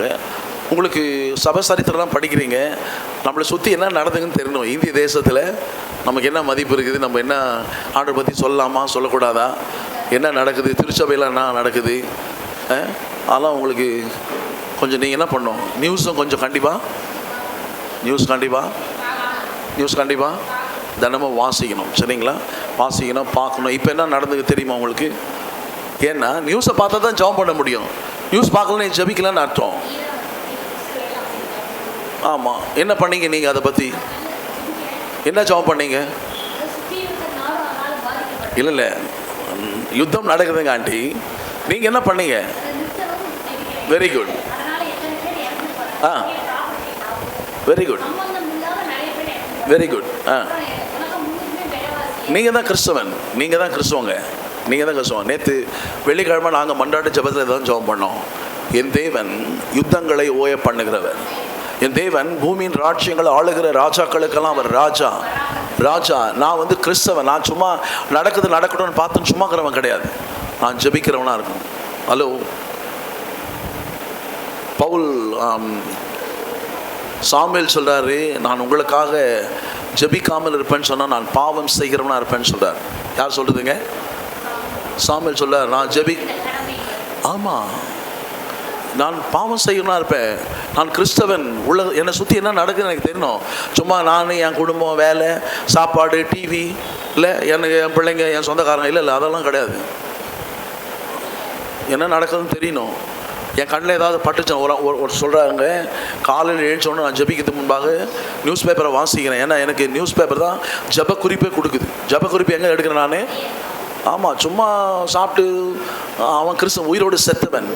ஜபிக்காத கிறிஸ்தவன் உயிரோடு செத்தவன். அவனுக்கு ஒன்று மூச்சைகளான்னு அர்த்தம். ஜபிக்காதவன் மூச்சு விட மறந்துட்டான்னு அர்த்தம். ஞாபகம் வச்சுக்கணும். நீங்கள் படிக்கும் பொழுதே இதெல்லாம் என்ன பண்ணணும், உங்களுக்குள்ளே இருக்கணும், எம்பெட் ஆகிடணும். சொல்லணும். பாருங்கள், ஆண்டி க்ளீனாக சொன்னாங்க. நான் நேற்று உட்காந்து ப்ரேயர் ரிக்வெஸ்ட் எடுத்தேன். பாருங்கள், நம்ம சுற்றி என்ன நடக்குது. நம்முடைய எவ்வளவு பெரிய தேவனை நம்ம வச்சுருக்கிறோம். ஆண்டவர் சொல்ல, என் நாமத்தினால் நீங்கள் எதை கேட்டாலும் அதை செய்வேன்னு சொல்கிறாரு. கேட்கிற எவனும் பெற்றுக்கொள்கிறான்னு சொல்கிறான். கேட்கிறவனுக்கு கொடுக்கப்படும், தட்டுவனுக்கு திறக்கப்படும், தேடுகிறவர்கள் கண்டடைவார்கள். கேட்கிற எவனும் பெற்றுக்கொள்ளலாம். எங்களுக்கு அந்த வசனம்? Very good, very good. ஆமாம், வசனம் தெரியணும். ஜபத்தை குறித்தான வசனம்லாம் தெரியணும் நமக்கு. 1 யோவான் 5:14-15 தெரியுமா? 1 யோவான் 5:14-15. நீங்கள் எதையாகிலும் அப்படி சித்தத்தின்படி கேட்டால் அவர் நமக்கு செவி கொடுக்கிறார் என்பது நாம் அவரை பற்றி கொண்டிருக்குதானே நிச்சயம். அவருடைய சித்தத்தின் நம்ம எதை கேட்டாலும் அதை நாம் பெற்றுக்கொள்வோம்னு சொல்லுது. 1 யோவான் 5:14-15. சரிங்களா? ஆமாம். அப்போது நம்ம மற்ற 7 தெரிஞ்சிச்சு. ஆனால் 1 யோவான் 5 தெரியல. ஆமாம், 1 யோவான் 3:12 வாசிங்க. 1 யோவான் 3:12.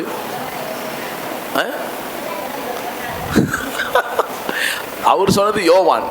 1 யோவான், நான் சொன்னது நிருபம். 1 யோவான் 3:12-22 பாருங்க. 12 ஒருத்தர் படிங்க, 22 ஒருத்தர் படிங்க. 1 யோவான் கடைசியில் இருக்குது பாருங்க. நிருபம். நான் சொன்னது யோவான் சுவிசேஷம் இல்லை.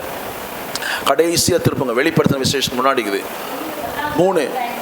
1 யோவான் 3:12 வாசிங்க.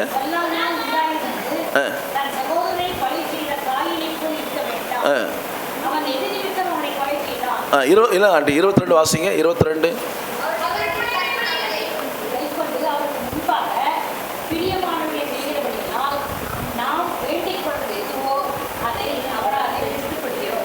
ஜபத்தை குறிச்சான வசனங்கள் வரும்போது அங்கே சிலுவை அடையாளம் வரையணும். சிலுவை போடணும் 2ல்.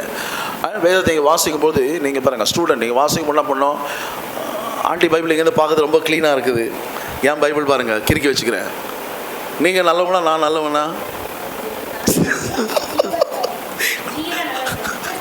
கண்டிப்பாக எழுதணும். பைபிளில் கிறுக்கணும். இங்கே பாருங்கள், இது எல்லாம் எழுதி வச்சுக்கிறேன். முக்கியமான வசனங்களை அடிக்கோடணும், எழுதணும், நோட் புக் வைக்கணும் பக்கத்தில். அவங்க தான் ஸ்டூடெண்ட். ஆண்டி சும்மா ஆண்டி மனுஷங்க சும்மா கெலட்ட பண்ணவங்கள.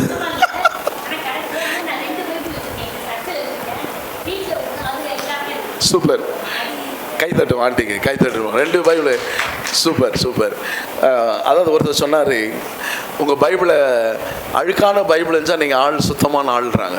பைபிள் ரொம்ப அழுக்காச்சுன்னா நீங்கள் யாரா? நீங்கள் ரொம்ப சுத்தமாக இருப்பீங்கண்ணா.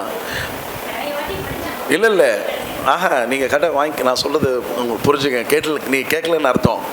பைபிள் ரொம்ப அழுக்காக இருந்துச்சுன்னா கொண்டு போய் மணலில் போட்டு பேட்டர்னால படித்து எழுதி அதில் நோட்ஸ் எல்லாம் போட்டு எழுதி அதெல்லாம் பண்ணி அழுக்காக இருந்துச்சுன்னா நீங்கள் சுத்தமான ஆள்னு அர்த்தம். நீங்கள் பரிசுத்தமாக இருக்கீங்கன்னு அர்த்தம். பைபிள் ரொம்ப சுத்தமாச்சு, நீங்கள் அழுக்காக இருக்கிறீங்க அர்த்தம். ஹலோ, பைபிள் ரொம்ப சுத்தமாச்சுன்னா நீங்கள் அழுக்காகவே இருக்கிறவங்கள கழுவப்படலைன்னு அர்த்தம். ஏன்னா வேத வசனம் தண்ணீருக்கு ஒப்பாக இருக்குது. இந்த வசனத்தை படிக்கிறனால நாம் கழுவப்படுகிறோம். அப்போது அழுக்கான பைபிளை வச்சுருக்கிறவங்க சுத்தமுள்ளவர்கள், சுத்தமான பைபிள் வச்சுருக்க ரொம்ப அழுக்கான. ஏன்னா இந்த வசனம் அவங்களுக்குள்ள ஒன்றுமே பண்ணலை, அவங்கள கழுவ இல்லை அப்படின்னு அர்த்தம். தெரியலீங்களா ஆண்டி? நீங்கள் தான் டீச்சர். தயவுசெய்து பெரட்டுங்க. அப்போ எல்லோரும் மண்ணில் இல்லை, புதிய ஏற்பாடு பழைய ஏற்பாடு படுங்க, பெரட்டி வேதத்தை தேடி. வெரி குட், நல்லது, வெரி குட். என் நண்பர் ஒருத்தர் இருந்தார், பாஸ்டர். அவர் என்ன பண்ணார்னா ஒவ்வொரு வருஷமும் வேறு பைபிள் வாங்கிடுவார். ஒவ்வொரு வருஷமும். ஏன்னா இப்போ நம்ம படிக்கும்போது நமக்கு இதுலேருந்து ஒரு சில வெளிப்பாடுகள் நமக்கு வருது, நம்ம எழுதி வச்சுக்கிறோன்னு வச்சுங்க. அதே பைபிளை வச்சுருந்தா அர்ச்சமாவே நம்ம வேதம் சொல்லுது அவருடைய கிருபைகள் ஒவ்வொரு நாளும் புதியவைகளாக இருக்குது. ஆகையினால ஒரு வருஷம் படித்து முடிச்சு அந்த பைபிளை வச்சிட வேண்டியது. திருப்பியும் புது பைபிள் வாங்கி திரும்பவும் என்ன பண்ணோம், புதுசாக படிக்கணும். அதில் எந்த விதமான இப்போ எனக்கு கடவுள் என்ன வெளிப்பாடு இந்த காலகட்டம் நான் வாழ்கிற இந்த போன வருஷத்துக்கு கிடையாது, போன வருஷத்துக்கு கிடையாது. இப்போ எனக்கு என்ன இன்றைக்கி என்ன வெளிப்பாடு கொடுக்குறார் ஆண்டவர். இன்றைக்கி நீங்கள் வந்து டிவோஷன்ஸ் நீங்கள் பயன்படுத்துறீங்கன்னா எனக்கு தெரியாது. டிவோஷன்ஸ் தின தியானம் பயன்படுத்துறீங்களா? தி டெய்லி பிரெட்னு ஒரு தின தியானம் இருக்குது, இஎல்எஸில் விற்கிது, நீங்கள் வாங்கிக்கோங்க. அப்படி இல்லைன்னு சொன்னால் மொபைல்லையே நீங்கள் வந்து தி டெய்லி பிரெட்டுன்னு தமிழ் போட்டிங்கன்னா 2026 ஆண்டுக்கான டெய்லி பிரெட்டு நீங்கள் ஒவ்வொரு நாளும் வாசிக்கலாம். அது என்னன்னாக்கா ஒரு வருஷத்தில் வேதாகமத்தை வாசித்து முடிக்கிறதுக்கான திட்டம் அதிலே இருக்குது. இன்றைக்கி வந்து 1 சாமுவேல் 17-18 வாசிக்கணும். லூக்கா சுவிசேஷம் ஒரு அதிகாரம் ஒரு 1-20 வரலும் வசனங்கள் இருக்குது. இன்றைக்குரிய ஒரு வேத பகுதி இன்றைக்கி வந்து 65ஆம் சங்கீதத்தை நம்ம வாசிக்கணும். இன்றைக்கி 65ஆம் சங்கீதம். இன்றைக்கி நான் 65ஆம் சங்கீதத்தை எடுத்து வாசிக்க ஆரம்பித்து பார்த்தீங்கன்னா, நான் காலையில் 6:15 நான் உட்காந்து ஜெபம் பண்ணுறதுக்காக. நான் என்னுடைய தியானத்தை முடிக்கும்போது எனக்கு 9 மணி. எவ்வளோங்க? பிள்ளைங்க 2 பேர் திருமணம் பண்ணி வெளியே போயிட்டாங்க. நானும் மனைவி மட்டும் தாங்கிறேன். இப்போ மனைவி கொஞ்சம் அவளுக்கு பல் வலி போல இருக்குது, அவள் தூங்கிட்டான் தான். நான் அவளை எழுப்பவே மாட்டேன். காலையில் அவளாக எழுந்திரிக்கணும், அவளை எழுப்பவே மாட்டேன். ஏன்னா அந்த நேரம் தான் நான் என்ன பண்ணுவேன், எனக்கு எந்த விதமான டிஸ்டர்பன்ஸ் இல்லாமல் நான் சத்தமாக தான் ஜோம் பண்ண எனக்கு திருப்தி ஆகலாம். நான் சத்தமாக கூட ஜோம் பண்ண மாட்டேன். அவளை அவளாக எப்போ எழுதணும் பார்த்தா 9 மணிக்கு எழுந்தா உடனே வந்து 9 மணி ஆயிடுச்சா, டீ வேணுமா உனக்கு? ஆமாம், நான் போய் டீ போட்டு கூட. அப்போது நானும் ஆண்டவரும் மட்டும், நானும் ஆண்டவரும் சொல்லுங்கள், நானும்.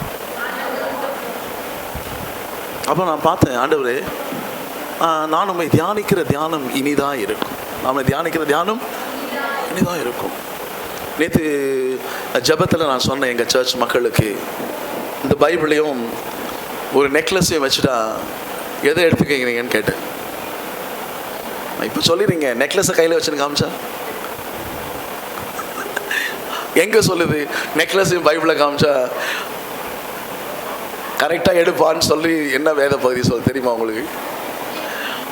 சங்கீதம் 19 சொல்லுது, இப்படி வசனம் பொன்னிலும் மிகுந்த பசும் பொன்னிலும் விரும்பப்பட. அதை தான் அப்படி சொன்னேன் நான் எங்கள் மக்களுக்கு கேட்டேன். பைபிளையும் நெக்லஸும் கொடுத்தா நீங்கள் எதை எடுத்துக்கீங்க? வரமா சொல்லி நெக்லஸ் தான் எடுப்பேன். ஆனால் இதை எடுத்தால் நெக்லஸ் தன்னால் வந்துடும், இதை எடுத்தால் நெக்லஸ்ஸு. ஆமாம், ஏன்னா வசனம் அப்படி தான் சொல்லுது, தேனிலும் பொன்னிலும் மிகுந்த பசும்பொன்னிலும் விரும்பப்படத்தக்கதாய் இருக்குது அப்படின்னு சொல்லி. டெஸ்ட் வச்சா தான் தெரிய மாதிரி இருக்குது. டெஸ்ட் வச்சா தான் என்னங்க, ஒரு சவரம் எவ்வளோ ஆயிடுச்சுங்க? 1.5 லட்சம் ஆகிப்போச்சு. அழகாக ஒருத்தர் இதெல்லாம் தங்கெல்லாம் விலை ஏறதுக்கு கூட பாடார், மண்ணுக்காக மாணிக்கத்தை வெட்டிட மாட்டேன். தெரியுமா உங்களுக்கு அந்த பாட்டு? தெரியுமா? நம்ம பாட மறந்துட்டு பாருங்கள், அதெல்லாம் பாடுதில்லை இப்போல்லாம். மண்ணுக்காக மாணிக்கத்தை விட்டுட மாட்டோன்னு பாடினோம். ஆமாம், கர்த்தர் மிகவும் நல்லவர். இந்த ஸ்டான்லி அவர்கள் என்ன பண்ணாங்க, எடுத்துன்னு போன பொருளாக அந்த ஆப்பிரிக்க பழங்குடியினர்கள் துடிக்கிறாங்க. அந்த டிரான்ஸ்லேட்டர் சொன்னார், மொழிபெயர்ப்பாளர் சொன்னார், ஐயா ஸ்டான்லி அவர்களை இவங்க கூட உடன்படிக்கை பண்ணணும், ரத்த உடன்படிக்கை பண்ணணும், இல்லைனா நம்ம தொலைஞ்சோம் அப்படின்னு சொல்லி சொன்ன உடனே, அது என்னப்பா அது ரத்த உடன்படிக்கை அப்படின்னு கேட்ட உடனே சொன்னார், இந்த மாதிரி இந்த மக்கள் நம்மளை விட பலத்தவங்களாக இருக்கிறாங்க, நம்ம வந்து வெளிநாட்டு ஆட்களாக இருக்கிறோம், நமக்கு யாரும் சப்போர்ட்டே கிடையாது, இவங்க கூட நம்ம உடன்படிக்கை பண்ணிக்கணும்னு சொன்னாக்கா அவங்க நம்முடைய உதவிக்கு வருவாங்க அப்படின்னு சொல்லிட்டு அந்த உடன்படிக்கை. இப்போ நம்ம ஒன்று சொன்னோம் இல்லைங்களா, 8 காரியங்கள் இதெல்லாம் நடக்கும்னு சொல்லி சொன்ன உடனே ஸ்டான்லி சொன்னால் சரி அப்படின்னு சொன்ன உடனே இந்த டிரான்ஸ்லேட்டர் போய் அந்த இன தலைவன் கிட்ட, அந்த வில்லேஜ் லீடர்கிட்ட போய் கேட்டார். அந்த லீடர், அந்த ஆப்பிரிக்கர் கேட்டார் ஸ்டான்லி அவர்களை பார்த்து, ஸ்டான்லி அவர்களே உடன்படிக்கை பண்ணிக்க ஒத்துக்கிறீங்களா, நீங்கள் படிக்கிறீங்க எங்கள் கூட? சரி சரின்னு தலையாட்டினார். இப்போ சொன்னாங்க, உங்கள் சைட்லேருந்து ஒரு ஆளை கொடு, உங்கள் சைட்லேருந்து, அதாவது 2 பேர் உடன்படிக்கை பண்ணிக்கலாம், ஆனால் பிரதிநிதிகளை வச்சும் பண்ணிக்கலாம், அவங்க சார்பு ஆட்களை வச்சு கூட பண்ணிக்கலாம். இப்போ அந்த அந்த பழங்குடியினுடைய அந்த தலைவன் சொன்னால், என் மகன் இளவரசன் நான் அனுப்புகிறேன், உங்கள் சைட்லேருந்து யாரை அனுப்புகிறீங்க? இந்த ஸ்டான்லி என்ன பண்ணார், பிரிட்டிஷ் அவங்க ஊருக்கு ஃபோன் பண்ணி ஒரு வெள்ளைக்கார நண்பனை அனுப்புன்னு சொன்னார். அவங்க அனுப்பின 2 பேரையும் வச்சு அவங்க உடன்படிக்கை செய்து கொண்டாங்க. அந்த உடன்படிக்கை நான் சொன்ன இந்த 8 காரியங்கள் நீங்கள் எழுதி வச்சுக்கிறீங்கல்ல, அந்த 8 காரியங்களும் நடந்துச்சு. நடந்த உடனே இப்போ அந்த தலைவன் வந்து சொன்னார், இந்த உடன்படிக்கை பண்ணி கொண்டது மூலமாக என்னெல்லாம் நன்மைகள் உனக்கு வரும் சொன்னார். இந்த உடன்படிக்கையை மீறினா என்ன சாபம்லாம் உன் மேல் வரும்னு சொன்னார். நடுங்கிட்டார். யார்? ஸ்டான்லி நடுங்கி போயிட்டார். ஏன்னா அவ்வளவு சாபங்கள், அவ்வளவு தீமைகள் வரும் அவர் சொன்னார். இப்போது நடுங்கிட்டு அந்த தலைவன், அந்த பழங்குடியின தலைவன் கேட்டார் ஸ்டான்லியை பார்த்து. ஸ்டான்லி அவர்களுக்கு வயிற்று பிரச்சனை, அவருக்கு அந்த ஊர் உணவெல்லாம் அவருக்கு பிடிக்காது. இவர் வெளிநாட்டுக்காரு, காரெல்லாம் சாப்பிட மாட்டார். ஏற்கனவே வயிற்றில் கேஸ்ட்ரைட்டிஸ், வயிறு பிரச்சனை அவருக்கு. ஆனால் ஒரு ஆடை வச்சு அந்த ஆட்டு மூலமாக பால் கறந்து அதுதான் அவருடைய உணவு. கரெக்டாக அந்த பழங்குடியின தலைவன் கேட்டால் அந்த ஆட்டை எனக்கு கூடு. தூக்கி வாரி போட்டுச்சு. ஆள் தெரியாத இந்த நாட்டில், மொழி தெரியாத இந்த நாட்டில் எனக்கு பசிக்கு இந்த ஆடு ஒன்று தான், அதன் மூலமாக வர பால் தான் நான் குடிக்கிறேன். இந்த மனுஷன் இதை போய் கேட்டுட்டானே. அந்த டிரான்ஸ்லேட்டர் சொன்னார், ஸ்டான்லி அவர்களே, இந்த ஆடை கொடுக்கலன்னா உடன்படிக்கையை மீறிட்டீங்கன்னு சொல்லிட்டு அவன் நம்மளை கொண்டு போட்டுருவான். உடன்படிக்கை மீறிட்டீங்கன்னு, உடன்படிக்கை செய்தவன் ஒரு புண்ணியமோ, அவன் கேட்டானா கொடுத்துரு, கம்மன் கொடுத்துரு அப்படின்னு சொன்னார். இவருக்கு அரை மனசு, வேறு வழியே இல்லை, என்ன இப்படி ஆகிப்போச்சேன்னு சொல்லி அந்த ஆட்டை கொடுத்துட்டாரு. அந்த ஆட்டை வாங்கிட்டு அவனை போனால் அவன் கையில் இருக்கிற ஒரு 6 அடி ஒரு துரு பிடிச்ச ஒரு இரும்பு ஈட்டி அவர் கையில் கொடுத்துட்டான். இவர் ஒன்றும் கேட்கல. அவர் கையில் இருந்த ஈட்டியில் ஈட்டியை இவர் கையில் கொடுத்து பார்த்தா, எல்லாத்துக்கும் பிரயோஜனம், இரும்புலான இந்த ஈட்டியை நான் வச்சு என்ன பண்ணுறது. சரி, உடன்படிக்கை பண்ணியாச்சு, பொருளெல்லாம் மாற்றியாச்சு. இப்போது டிரான்ஸ்லேட்டர் ஸ்டான்லி கொண்டு வாங்க போகலாம் அப்படின்னு போனால், அடுத்த கிராமத்துக்குள்ளே நுழைஞ்சா ஸ்டான்லி அவர்கள் முன்னாடி அந்த கிராமத்து மக்கள் எல்லாரும் ஒடியாந்து முட்டி போட்டு அவருக்கு வணக்கம் சொல்கிறாங்க. இவருக்கு ஒரே ஆச்சரியமாக போச்சு. நம்மக்கிட்ட இருக்கிற பொருளெல்லாம் திருடிக்கின்னு, யார் திருடினா எப்படி திருடினான்னு தெரியாமல் திருடின்னு போனவன் இப்போ நின்னா எல்லாரும் நமக்கு அடி பண்ணிடுறாங்களே, எல்லாம் முழங்கால் போடுறானே, இது என்ன ஆச்சரியமாக்குது அப்படின்னா, அந்த டிரான்ஸ்லேட்டர் சொன்னார், உங்கள் கையில் இருக்கிற அந்த இரும்பு தடி இருக்குதுல்ல, இது யாருதுன்னு உங்களுக்கு தெரியும். இந்த சுற்று வட்டாரத்தில் இருக்கிற எல்லா பழங்குடியினருக்கும் அவன் தான் தலைவன். நீங்கள் வச்சுருக்கிற இந்த ஈட்டி அவனுடையதுன்னு தெரியும். இதை நீங்கள் வச்சுருக்கிறதுனால நீங்கள் அவனுடைய ஆளுன்னு தெரியும். உங்களுக்கு ஏதாவது நடந்தால் அவன் இனமே அழிஞ்சிச்சுன்னு அவனுக்கு தெரியும். உங்களை தொடவே மாட்டான். இனி உங்களை தொடவே, சாதாரண இரும்பு தான் அது, ஈட்டி தான் அது. ஆனால் யாருக்கு சொந்தமானது அப்படின்னு ஒன்று இருக்குது. இப்போது எல்லாரும் இவர் ஒரு ஆடு தானே கொடுத்தாரு. வரிசையாக அந்த கிராமத்தில் இருக்கிற மக்கள்லாம் ஆடாக கொண்டாந்து என்ன பண்ணாங்க. இவர் கேட்கல. இவர் கேட்டாரான்னு பார்த்தா கேட்கல. இவர் வியாபாரம் செய்யணும், இவருடைய பொருட்கள் எதுவும் தொலைஞ்சு போகக்கூடாது, இவருக்கு எதுவும் நஷ்டம் ஏற்படக்கூடாது. ஆனால் இந்த உடன்படிக்கையின் நிமித்தமாக இவர் போய் நின்னாலே எல்லாமே நடக்குது, ஆட்டோமேட்டிக்காக நடக்குது. எல்லாமே இவருக்கு வணக்கம் பண்ணுறாங்க. எல்லாரும் இவங்களுக்கு ஏதாவது நான் செய்யணுமான்னு கேட்குறாங்க, உங்களுக்கு ஏதாவது சாப்பிட கொண்டாட்டுமான்னு கேட்குறாங்க, உங்களுக்கு தங்குறதுக்கு நல்ல வசதியான வீடு கொடுக்கணுமான்னு கேட்குறாங்க. எல்லாமே இலவசமாக வருது. எல்லாமே எங்கே இருக்குதுன்னா, ஏன்னா இவர் பலவீனமானவர் தான், இவர் வெளிநாட்டுக்காரர் தான், இவர் வெள்ளைக்காரர் தான். ஆனால் யாரோட உடன்படிக்கை பண்ணிட்டாருன்னா, அந்த ஆப்பிரிக்க மக்களுடைய தலைவனை தான். பார்த்தீங்களா, எல்லா இனங்களுக்கும் அவன் கூட போய் இவர் உடன்படிக்கை பண்ணிட்டாரு. அந்த உடன்படிக்கையின் அடையாளமாக இந்த ஈட்டியை கொடுத்ததுனால இவர் போகிற இடமெங்கும் அவருக்கு பெரிய செல்வாக்கு. ஒரு ஆடு கிடையாதுங்க, ஆட்டு மந்தையே வச்சு அவர் சுகமாகிற அளவுக்கு ஆட்டுப்பாலை குடிக்கிற அளவுக்கு அவர் ஆகிப்போச்சு. அருமையானவர்களே, உடன்படிக்கை உங்களுக்கும் எனக்கும் இதை தான் செய்யுது. ஆமீன். உடன்படிக்கை என்ன படிக்குதுங்க? உங்களுக்கு எனக்கும் அதை தான் செய்திருக்குது. வேதாகமத்தில் நிறைய உடன்படிக்கைகள் நம்ம பார்க்குறோம். நான் உங்களுக்கு சொல்ல போகிறேன். இது வேதாகம கல்லூரி. மேற்கொண்டு ஒர்க் பண்ண வேண்டியது உங்களுடைய வேலை. மேற்கொண்டு ஒர்க் பண்ண வேண்டியது, ஆமாம், சரிங்களா? ஆதாமோடு கூட தேவன் உடன்படிக்கை பண்ணார். அதாவது ஆடமிக் காவலன்ட்டு இருக்குது. ஆதாமோடு தேவன் உடன்படிக்கை பண்ணார். அடுத்து யார் கூட பண்ணார்? நோவாவோட. கைத்தட்டலாம், ஆண்டை கைத்தட்டலாம். நோவாவோடு கூட ஆண்டவர் உடன்படிக்கை பண்ணார். அடுத்து யார் கூட பண்ணார்? ஆபிரகாமோடு கூட தேவன் உடன்படிக்கை பண்ணார். அப்புறம் வெரி குட், ஓகே. யாக்கோபு யார் கூட பண்ணார்? லாபானோடு கூட பண்ணார். Very good. யாக்கோபு யார் கூட பண்ணார்? லாபானோட பண்ணார். ஓகே. நீங்கள் என்ன பண்ணோன்னாக்கா, எங்கே இருக்குது வேதத்தில் இதெல்லாம்? எங்கே இருக்குது? எந்த அதிகாரத்தில் இருக்குது? நீங்கள் போய் அதை படிக்கணும். இப்போ நம்ம சரித்திரத்தில் உடன்படிக்கை பார்த்துருக்குறோம். புது உடன்படிக்கை நம்ம போகிறோம். ஏன் இதை பார்த்தோம்னா, இந்த உடன்படிக்கை புரியலன்னா பிதாவாகி தேவன் ஆண்டவராகி இயேசு கிறிஸ்து மூலமா கல்வாரி சிலுவையில் ரத்த உடன்படிக்கை நம்மோடு கூட பண்ணியிருக்கிறாரு. அது புரியாது நமக்கு. அதை புரிதான் இப்போ நான் போய் வராங்க. ஏன் இந்த சரித்திரத்தை உடன்படிக்கை பார்த்தோம்னா, உடன்படிக்கை நமக்கு ரொம்ப முக்கியமான ஒரு சப்ஜெக்ட். நிறைய வேதாந்தங்கள் இதை கற்றுக் கொடுக்கலாம் தெரியாது. ஆனால் நீங்கள் பாக்கியவான்கள். ஹலோ, பாக்கியவானா என்ன? ஆசீர்வதிக்கப்பட்டவர்கள். சரிங்களா? அப்போது நீங்கள் ஆசீர்வதிக்கப்பட்டவர்கள். அப்போ நம்ம வந்து வேதாகமத்தில் நம்ம உடன்படிக்கை பார்க்க இருக்கிறோம். பிதாவாகிய தேவன் இயேசு கிறிஸ்து மூலமாக கல்வாரி சிலுவையில் இயேசு ரத்தம் சிந்தது மூலமாக நம்மோடு கூட அவர் செய்து வச்சுக்கிட்டானே அந்த உடன்படிக்கையை நம்ம பார்க்க இருக்கிறோம். ஆபிரகாமும் அபிமெலேக்கும் பண்ணிக்கிறாங்க. ஆபிரகாமும் அபிமெலேக் யாரு? ஒரு ராஜா. அபிமெலேக் யாருங்க? ஒரு ராஜா. ஆதியாகமம் 21 இருக்குது. ஆபிரகாமும் அபிமெலேக்கும் பண்ணி கொண்ட உடன்படிக்கை ஆதியாகமம் 21 இருக்குது. 21 நோட் பண்ணிக்கங்க. நமக்கு டைம் இல்லை, நோட் பண்ணிக்கங்க. ஆமாம், நீங்கள் படிக்கணும் ஆண்டி, ஃபுல்லாக படிக்கணும். அதுக்கு தான் நான் கொடுக்குறேன்.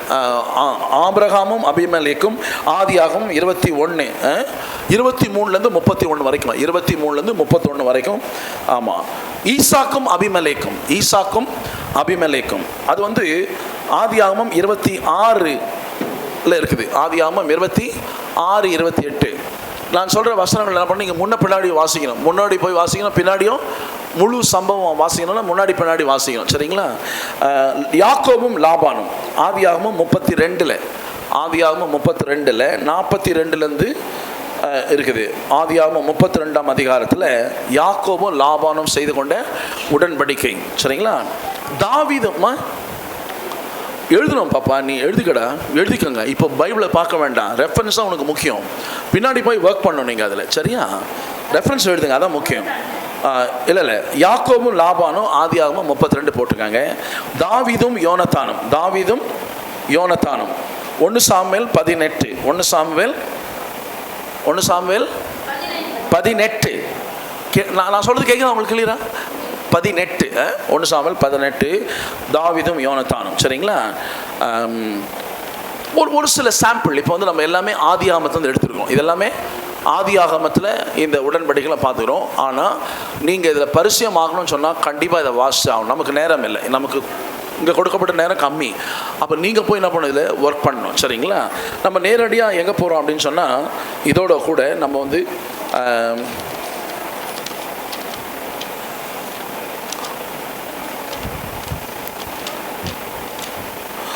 புதிய உடன்படிக்கை அதை நம்ம புதிய உடன்படிக்கை நம்ம பார்க்க இருக்கிறோம். பழைய ஏற்பாட்டில் இந்த உடன்படிக்கையை தேவன் ஆபிரகாமோடு கூட செய்தார். யாரோடு கூட செய்தாருங்க? ஆபிரகாமோடு கூட தேவன் உடன்படிக்கை செய்தார். ஏன்னா அவனுக்குள் கீழ்ப்படிதலை கண்டார். அவனுக்குள்ள என்ன கண்டாருங்க? கீழ்ப்படிதலை. நேற்று சாயங்காலம் நான் இதை வாசித்தேன். நான் பாருங்கள், ஆதியாகமம் 22க்கு திருப்பிக் கொள்வோம். ஆதியாகமம் 22 முக்கியமான ஒரு வசனம் அதில் இருக்குது. ஏன் வந்து ஆண்டவர் ஆபிரகாமோடு கூட உடன்படிக்கை பண்ணார் அப்படின்னு சொல்லி நம்ம பார்க்குறோம்.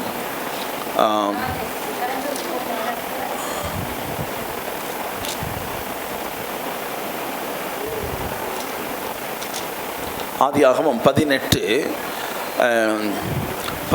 வாசிக்கலாம். 17 18 19 வாசிங்க. ஆதியாகமம் 18ஆம் அதிகாரம் 17 18 19.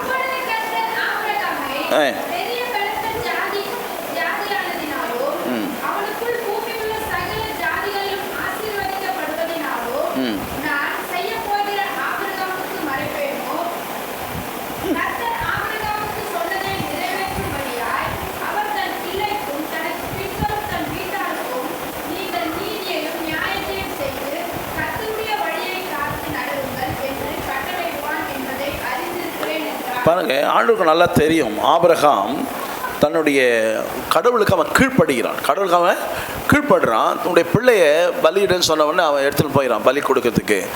இங்கே சொல்கிறார் ஆண்டவர், நான் என்னை குறித்து தன்னுடைய பிள்ளைகளுக்கு அவன் பிறகு சந்ததிக்கு என்னை குறித்து அவன் சொல்லுவான்னு சொல்லி ஆண்டவர் சொல்கிறார். அப்போது ஆபிரகாமோடு கூட தேவன் ஒரு உடன்படிக்கை செய்து கொண்டார். ஆனால் புதிய ஏற்பாட்டில் ஆண்டவராகிய பிதாவாகிய தேவன் இயேசு கிறிஸ்துவோடு கூட சிலுவையின் மரண பரியந்தமும் கீழ்ப்படிந்தவராகிய இயேசு கிறிஸ்துவோடு மூலமாக உடன்படிக்கை பண்ணியிருக்கிறார். ஆமென், அல்லேலூயா. சமீபத்தில் என்னெல்லாம் கொண்டாடணும்? நீங்கள் கொண்டாடினீங்களா? துக்கப்பட்டீங்களா? சமீபத்தில் என்ன கொண்டாடினீங்க? அதான் கேட்டேன். குட் ஃப்ரைடே, ஈஸ்டர் கொண்டாடினீங்களா? கொண்டாடினீங்களா? ஒரு சிலர்லாம் என்ன அப்படியே பார்க்குறீங்க. கொண்டாடினீங்களா? கொண்டாடினீங்க, சரியான கிறிஸ்தவர்கள். கொண்டாடினா சரியான கிறிஸ்தவர்கள். ஆமாம், நான் சொன்னேன், நான் ஒரு திருச்சபையில் இருந்தேன். என்னை 26 வருஷம் சிலுவையில் தூக்கி மாட்டி 11 மணிக்கு மாட்டி திருப்பி 3 மணிக்கு என்னை கீழே இறங்கினாங்க. 26 வருஷம் ஒரு திருச்சபையில் இருந்தும் பாருங்கள். வருஷம் கொண்டு தூக்கி மாட்டி சிலுவையில் அரைஞ்சி கீழே இறக்கி திருப்பி அடக்கம் பண்ணி திருப்பி உயிரோடு கூட எழுப்புறது. ஒரு முறை அவர் ஒரு முறை பாடுபட்டார், ஒரு முறை மரித்தார், ஒரு முறை ரத்தம் சிந்தினார், ஒரு முறை பிதாவுடைய மகாபரிசுத்துக்குள்ளே சென்றார், ஒரு முறை மரித்தார், அடக்கம் பண்ணப்பட்டார், உயிரோடு கூட எல்லாமே ஒரு முறை தாங்க. திருப்பி அதெல்லாம் பண்ணக்கூடாது. ஆமாம், நாளைக்கு என்ன பாட்டு பாட போகிறேன்? சர்ச்சில் உயிரோடு எழுந்தவரேன்னு பாட போகிறேன். நாளைக்கு என்ன பாட போகிறேன் தெரியுமா உங்களுக்கு? அந்த பாட்டு தெரியல? ஆமாம், இல்லைங்க ஆண்டி, அது ஈஸ்டருக்கு பாடியிருப்பீங்க. அஜய் சிங். ஆமாம், உயிரோடு எழுந்தவரேன். இப்போ நான் வரும்பொழுது நான் காலைல கேட்டேன் நான் அந்த பாட்டை. இப்போ நான் வந்து ஞாயிற்றுக்கிழமை ஆராதனைக்கு அந்த சாங்கை நான் செலக்ட் பண்ணி வச்சுருக்கிறேன். சரிங்களா? அப்போது இங்கே பார்க்கும் கொண்டாடி இருக்கிறோம். குட் ஃப்ரைடேவை கொண்டாடி இருக்கிறோம், ஈஸ்டரை கொண்டாடி இருக்கிறோம். ஏன்னு சொன்னால் இயேசு கிறிஸ்துவுடைய சிலுவை மரணமும் அவருடைய உயிர்த்தலும் நம்முடைய வாழ்க்கையை ஒரு புரட்சிகரமானதாக மாற்றிருக்கு. ஆமென். நம்முடைய வாழ்க்கையை வேறு லெவலுக்கு கொண்டு போயிருக்குது. நம்முடைய வாழ்க்கையை புதுசாக மாற்றி இருக்குது. அவர் மூலமாக, அவர் மரித்தனால் நான் வாழ்ந்து கொண்டு இருக்கிறேன். ஆமென். அவர் உயிரோடு எழுந்தது என்னுடைய பாவங்கள் மன்னிக்கப்பட்டது நிச்சயத்தை கொடுத்துருக்குது.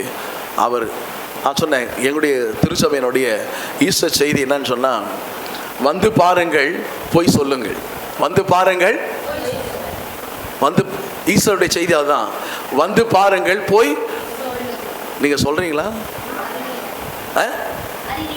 சீஷன் மரியாள் போய் கேட்டா, அந்த தேவதூதன் கேட்ட, ஐயா இயேசுடைய சரத்தை எங்கேயாவது கொண்டு போய் வச்சுட்டேன்னு எனக்கு சொல்லு, நான் போய் எடுத்துக்கிறேன், நீ கஷ்டப்பட வேணாம். தேவதூதன் சொன்னா, மரியாளே வந்து பார், அவர் வைத்த இடத்தை வந்து பார் சொன்னாரு. நீ போய் சீஷர்களுக்கு சொல்லு. சீஷர்கள் என்ன சொல்லுங்க? Go and tell. இங்கிலீஷ்ல சொல்லுது, go and tell the disciples that is going before you to Galilee. உயிரோடு மேலே சொன்னார், உயிர்த்தெழுந்த பின் அவங்களை கலிலேயா சந்திக்கிறேன்னு சொன்னார். அந்த வசனம் மத்தேயு சுவிசேஷம் 28 இருக்குது. அந்த தேவதூதன் சொன்னார், வந்து பார், போய் சொல்லு. வந்து பார். ஆமாம், இயேசு உயிரோடு கூட எழுந்தார். உங்களுக்கு தெரியுமா ஆண்டி? உங்களுக்கு தெரியுமா இயேசு உயிரோடு கூட எழுந்தாருன்னு? நீங்கள் பார்த்துருக்கிறீங்களா? விசுவாசிக்கிறீங்களா? அவர் கல்லறை காலியாக இருக்குதா? இயேசுடைய கல்லறை காலியாக இருக்குதா? காலியாக இருக்கா? அவர் இல்லையா அங்கே? அவர் இல்லையா? அப்போ என்ன பண்ணணும்? நீங்கள் என்ன பண்ணணும்? அந்த இல்லை இப்போ நான் சொன்ன வசத்தின் அடிப்படையில் ஈஸ்வருடைய செய்தி, வந்து பார், வந்து பார், அவர் இங்கே இல்லை, உயிரோடு இருக்கிற மருத்துவ தேடுது இல்லை. நீ போய் சீஷர்களுக்கு என்ன சொல்றது? கல்லறை காலியாக்குது, இயேசுடைய சரத்தை யாரோ எடுத்துன்னு போயிட்டாங்க, அப்படி அவர் உயிர் தெழுந்தான்னு சொல்லணும். போய் சொன்னீங்களா? ஈஸ்டர் முடிஞ்சு 1 வாரம் ஆயிடுச்சு, சொன்னீங்களான்னு கேட்டேன். நீங்கள் சொன்னீங்களா? யாருக்காவது சொன்னீங்களா? சொல்லுவீங்களா? உங்களை தான் கேட்டேங்க. வந்து பார், போய் சொல்லு. இல்லைங்க, வந்து பார், போய் சொல்லு. வந்து என்னத்தை பார்க்கறது? அவர் இங்கே இல்லை, அவர் உயிரோடு கூட எழுந்தார். போய் வெளியில் போய் சொல்லணும். பார்த்துட்டியாமா? கன்ஃபார்ம் ஆயிடுச்சா? ஆண்டி பார்க்காம விசுவாசம் இருக்காங்க, பாக்கியமான ஆண்டி. இப்போ என்ன பண்ணும்? அதோடு நிறுத்திடாம தேவதூதன் சொன்னா, போய் சொல்லு. என்ன சொல்றது? மரித்த கிறிஸ்து இனி மரிப்பதில்லை. அதான் போய் சொல்லும். அவர் என்றைக்கும் உயிரோடு கூட இருக்கிறாருங்க, அவரை நம்புங்க, அவர் தான் தெய்வம், அவர் தான் தெய்வம். போய் சொல்லணும். ஒருவேளை இது வரைக்கும் நீங்கள் சொல்லலாம், இன்னைக்கு சொல்லிட்டேன், நீங்கள் மாட்டிக்கினீங்க. நீங்கள் போய் சொல்லணும், அவர் உயிர் தெழுந்தார், அவர் இங்கே இல்லை அப்படின்னு சொல்லணும். பைபிள் காலேஜ் முடிவுலாம் வெயிட் பண்ணக்கூடாது. இது சொல்கிறதுக்கு ஏன்னா பைபிள் காலேஜ் படிக்கணுமா? இயேசு உயிரோடு கூட எழுந்துட்டார்னு அவரை பற்றி தானே நற்செய்தி அறிவிப்பதற்கு நீங்கள் பைபிள் காலேஜ் படித்து முடிச்ச பிறகு தான் சொல்லணுமா, இல்லை இப்போயே சொல்லலாமா? சொல்லலாமா? சொல்லலாமா? சொல்லலாமா? இதுவரை எவ்வளோ பேர் சொல்லியிருக்கிறீங்க? இதுவரை எவ்வளோ பேர் சொல்லியிருக்கிறீங்க? ஜெபம் பண்ணுங்க. முதல்ல ஜெபம் பண்ணுங்க. டார்கெட் பண்ணுங்க. ஜெபம் பண்ணுங்க. தைரியமாக பேசுங்க. தைரியமான பண்ணப்போ பேசணும். இயேசு கிறிஸ்துவோடைய நற்செய்தி என்னன்னு சொன்னால் 1 கொரிந்தியர் 15ஆம் அதிகாரம் 3, 4, 5 வசனம். அதான் இயேசு கிறிஸ்துவோடைய நற்செய்தினாங்க. கடவுள் மனுஷன் அந்த பூமிக்குள்ள பிறந்தார், மனுக்குலத்தின் பாவங்களுக்காக சிலுவையில் மரித்தார், அடக்கம் பண்ணப்பட்டார், உயிரோடு கூட எழுந்தார். இதுதான் நற்செய்தி. சரிங்களா? வேற எதுவும் என் சொந்த கதை சோக கதைலாம் பேசவே கூடாது. ஆமென். அல்லேலூயா. ஆமாம், 1 கொரிந்தியர் 15 சொல்றார், இயேசு வேத வாக்கியங்கள் படி பாடுபட்டு, வேத வாக்கியங்கள் படி மரித்து, வேத வாக்கியங்கள் படி உயிரோடு கூட எழுந்தான்னு சொல்லுது. அதை போய் நீ என்ன பண்ணுறீங்க? சொல்லணும். எல்லாருக்கும் சொல்லணும். முதல்ல உங்கள் குடும்பத்து மக்கள் சொல்லுங்கள். உங்கள் குடும்பத்தில் எல்லோரும் வராங்களா சர்ச்சுக்கு? உங்கள் குடும்பத்தில் எல்லோரும் வராங்க சர்ச்சுக்கு? எல்லோரும் ரட்சிக்கப்பட்டிருக்கிறாங்களா? அப்படி ரட்சிக்கப்படலாம் சொல்லணும். போய் சொல்லணும். அவங்க கேட்கலனா கூட சொல்லணும். கூப்பிட்டு இழுத்து சொல்லணும். உட்கார வச்சு சொல்லணும். டீ வாங்கி கொடுத்து சொல்லணும். நல்லா ஒரு பிரியாணி செய்து போட்டு, ஹலோ வீட்டில் இருக்கிற மக்களுக்குங்க, அப்புறம் தெருவில் இருக்கிற மக்களுக்கு சொல்லணும். கூட படிக்கிறவங்களுக்கு, ஆமாம், கூட வேலை செய்கிறவங்களுக்கு, கல்லூரியில், ஸ்கூலில் என்ன படிக்கிறடா பண்ணி 10th படிக்கிறீங்க, ஸ்கூலில் என்ன பண்ணோம்? ஒரு நாளைக்கு ஒரு ஸ்டூடெண்ட்டுக்காவது சொல்லணும். சொல்லுவீங்களா? சந்தோஷம். சொல்லணும் கண்டிப்பாக. வந்து பார் போய் சொல்லு. என்ன சொல்லுங்க? ஈஸ்டர் செய்தி என்ன? வந்து பார் போய் சொல்லு. வந்து பார் போய் சொல்லு. நான் 28 மத்திய 28 வசனம் உங்களுக்கு சொல்லு. நீங்கள் கண்டுபிடிங்க. அடிக்கோடு. நான் என்ன சொன்னேன்? இந்த 4 வார்த்தையும் அந்த குறிப்பிட்ட வசனத்தில் அடிக்கோடு. ஆமாம், அதை பார்க்கறதுலாம் சொல்லணும் உங்களுக்கு. நான் 28 நடுவில் ஒரு 1லேருந்து 10க்குள்ளே அந்த வசனம் வந்துடுச்சு. ஆனால் 28 கடைசி பார்த்துலாம் ஆண்டவர் சொல்லிட்டாரு. உயிர்த்தெழுந்த இயேசு சொல்லார், நீங்கள் போய் சர்வ சிருஷ்டிக்கும் சுவிசேஷம் என்ன பண்ணு, பிரசங்கி, பிதாகுமாரன் பரிசுத்த நாமத்தில் ஞானஸ்நானம் கொடுத்து, நான் உங்களுக்கு கட்டளை யாவையும் அவர்கள் கை கொள்ளும்படி அவர்களுக்கு சொல்லுங்கள். இதோ உலகத்தின் முடிவு பிறந்த சகல நான் உங்களோடு கூட இருக்கிறேன். மத்திய 28, 19, 20 மனப்பாடமாக தெரியணும். ஹலோ, உங்களுக்கு தான் சொன்னேன். மத்திய 28, 19, 20 ஆண்டி மனப்பாடமாக தெரியணும். என்ன எப்படி தெரியலங்க? 2, 2, 4 மாதிரி தெரியணும். ஆமாம். மார்க்கு சுவிசேஷம் 16ஆம் அதிகாரம், மார்க்கு சுவிசேஷம் 16ஆம் அதிகாரம் 19, 20 மனப்பாடமாக தெரியணும். 19, 20 மனப்பாடமாக தெரியணும். 1 கொரிந்தியர் 15, 3, 4 மனப்பாடமாக தெரியணும். யோவான் 3, 16 நல்லா. யோவான் 1, 12 என்ன? யோவான் சுவிசேஷம் படிச்சிருக்கிறீங்க. யோவான் 1ஆம் அதிகாரம் தான் படிச்சிங்க. நான் கூட கொஞ்ச நேரம் கேட்டேன். அது 14. யோவான் 1, 14, 1, 12. யோவான் 1, 12 பார்த்து சொல்லக்கூடாது. பாப்பா அழகாக ரெஃபரன்ஸ் எடுத்து சரி படிங்க. இல்லைடா அங்கே பாப்பு மழை இங்கே படிங்க. ஒன்று பச பாப்பு படி. உன் பேர் என்னடா? ஃபெபீனா, ஃபெபியாவா? படி பாப்பமா, படிங்க. 1, 12.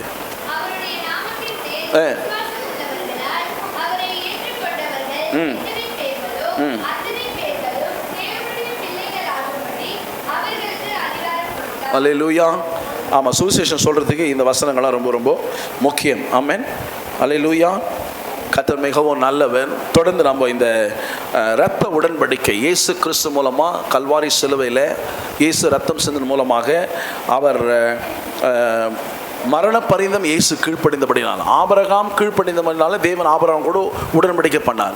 இயேசு கிறிஸ்து மரண பரிந்தம் தம்மை தாழ்த்தி பிதாவுக்கு கீழ்ப்படிந்தபடினாலே அவர் சிலுவையில் உடன்படிக்கை பண்ணுகிறார் நம்மோடு கூட. ஆமென். அல்லேலூயா. இந்த உடன்படிக்கை பழைய ஏற்பாட்டில் மிருகங்களுடைய ரத்தத்தின் மூலமாய் நிறைவேற்றப்பட்டது. ஆனால் இப்போ புதிய ஏற்பாட்டில் இயேசு கிறிஸ்துவின் ரத்தம் சிந்தப்பட்டு இந்த ரத்த உடன்படிக்கையாக நிறைவேற்றப்பட்டிருக்கிறது. ஆமென். அல்லேலூயா. மிருகங்கள் அடிக்கப்பட்டது. பழைய ஏற்பாட்டில் பழைய உடன்படிக்கையில் மிருகங்கள் அடிக்கப்பட்டது. ஆனால் புதிய உடன்படிக்கை இயேசு தாமே பலியாகி தன்னுடைய சொந்த ரத்தத்தை கல்வாரி சிலுவையில் சிந்திருந்த மூலமாக இந்த ரத்த உடன்படிக்கை நிறைவேற்றப்பட்டது. கெத்செமனேயில் ஆரம்பித்ததான இந்த ரத்தம் சிலுவையில் சென்று முடிஞ்சது. ஆமென். கெத்செமனேயில் எப்படி கெத்செமனேயில் ஆரம்பிச்சிச்சு? யாராவது சொல்ல முடியுமா? கெத்செமனேயில் ரத்தம் சிந்த ஆரம்பித்தவர் சிலுவையில் சென்று அதை முடித்தார். வேதம் சொல்லுது அவர் கடைசி சொட்டு ரத்தமும் நமக்காக சிந்தினான்னு சொல்லி. கெத்செமனேயில் எங்கே ரத்தம் சிந்தினாரு? அதாவது உலகத்தின் பாவத்தை எடுத்து பிதாவாகிய தேவன் இயற்கைக்கு அப்பாற்பட்ட விதத்தில் இயேசு கிறிஸ்து மேலே வைக்க போறாரு. பாவத்துக்கு அவருக்கு சம்பந்தமே இல்லை. 33 வருஷம் அந்த பூமியில வாழ்ந்திருக்கிறாரு. அவர்ல ஒரு குற்றமும் காண, அவர்ல ஒரு பாவமும் கிடையாது. இப்போ உலகத்தாண்டி பாவத்தை எடுத்து அவர் மேலே வைக்க போறாரு பிதாவாகிய தேவன். இப்போ பலத்த சத்தத்தோடும் கண்ணீரோடும் அங்கே தோட்டத்தில் போய் இயேசு ஜெபிக்கிறாரு. ரத்தம் வியர்வையா மாச்சு. வியர்வை ரத்தமா மாறல, ரத்தம் வியர்வை வருகிறான். இந்த துவாரங்கள் மூலமாக ரத்த நாளங்கள் வெடிச்சு இந்த வியர்வை துவாரங்கள் மூலமா ரத்தம் புறப்பட்டு வந்தது. சிலுவைக்கு செல்வதற்கு முன்னாகியே கெத்செமனேல அவர் ரத்தம் சொட்ட ஆரம்பிச்சிட்டார். ஆமென். அருமையானவர்களே, அவர் சிந்தின ரத்தத்தின் மூலமாக தான் இந்த புதிய உடன்படிக்கை, ரத்த உடன்படிக்கை செய்யப்பட்டிருக்குது. ஆமென். அல்லேலூயா, அல்லேலூயா. அப்போ இந்த ரத்த உடன்படிக்கையின் மூலமாக தான் நாம் தேவன் நம்மோடு செய்த உடன்படிக்கைக்கு பங்காளிகளாக நாம் இருக்கிறோம். ஆமென். நான் சொன்ன உடன்படிக்கை செய்து கொள்வர்கள் பிளட் பிரதர்ஸ், பங்காளிகள். அந்த அந்த உடன்படிக்கையின் மூலம் வருகிறதான எல்லா ஆசீர்வாதங்களுக்கும் நம்ம சொந்தக்காரர்கள். எப்படி தைரியமாக கிளைம் பண்ண முடியும்? அப்படி தழும்புகளால் சுகமாகல் எனக்கு தான்ப்பா அது எப்படி சொல்ல முடியும்? உடன்படிக்கையின் பங்குதார் நான். யாருங்க? அவருடையெல்லாம் என்னுடைய இந்த 8 காரியங்களில் உடன்படிக்கை செய்ய ஒருத்தருக்கு ஒருத்தர் என்ன பண்ணுறாங்க? உனக்கு சொந்தமானதெல்லாம் எனக்கு சொந்தம், எனக்கு சொந்தமானதான் உனக்கு சொந்தம், எனக்கு என்ன சொந்தம். அழகாக ஒருத்தர் பாடினார், என்னுடைய எல்லா தீமை நீங்கள் எடுத்துக்கிறீங்க ஆண்டவரே, உங்கள் எல்லா நன்மை எனக்கு கொடுத்துறீங்க சொன்னா இல்லைங்களா? மேல் உடையை மாற்றிக்கொள்வார்கள், தன்னுடைய ஆயுதங்களை மாற்றிக்கொள்வார்கள். இப்படி உடன்படிக்கை செய்வதன் மூலமாக என்னுடையதெல்லாம் உன்னுடையது, உன்னுடைய ரைட் ராயெல்லாம் ஸ்டான்லியை பார்த்து அந்த அந்த ஆப்பிரிக்க தலைவன் கேட்டான், ஆட்டுக்குட்டியை கொடு, எந்த யோசனைகள் அது எடுத்துக்கோ. ஏன்னா உடன்படிக்கை செய்து கொண்டவர்கள் அவங்களுக்குள்ளதெல்லாம் எனக்குரியது. என்னது என் பொருள் எப்படி நான் பாவிப்பேன், அதுபோல் அவருடைய எல்லா பொருளையும் பாவிக்க எனக்கு அதிகாரம் உண்டு அந்த உடன்படிக்கையின் மூலமாக. ஆமென். இப்போ இயேசு என்னோட கூட ரத்த உடன்படிக்கை பண்ணிக்கினால அவருடையவைகள் எல்லாம் என்னுடையவைகள். ஆமென். அவருடையகள் எல்லாம் என்னுடையவைகள். லூக்கா சுவிசேஷம் 15ஆம் அதிகாரம் என்ன சொல்லுது? பைபிளை புரட்டுமா? நான் சொல்லுங்க. நேரம் இளையகுமாரனா லூக்கா 15 என்ன சொல்லுது முழுசா? 3 காரியம் இருக்குது அதில். நான் சொல்கிறேன் ஒரு க்ளூ. ஒரே தீம் தான், ஒரே தீம், ஒரே கருத்து 3 விதமாக சொல்கிறார் ஆண்டு. அப்படி போடுங்க. முதல்ல ஆடு, அப்புறம் காணாமல் போன ஆடு, காணாமல் போன காசு, காணாமல் போன மகன். 15 லூக்கா 15 இவ்வளோதான். லூக்கா 15 இவ்வளோதான். லூக்கா 15 காணாமல் போன ஆடு, காணாமல் போன காசு, காணாமல் போன மகன்.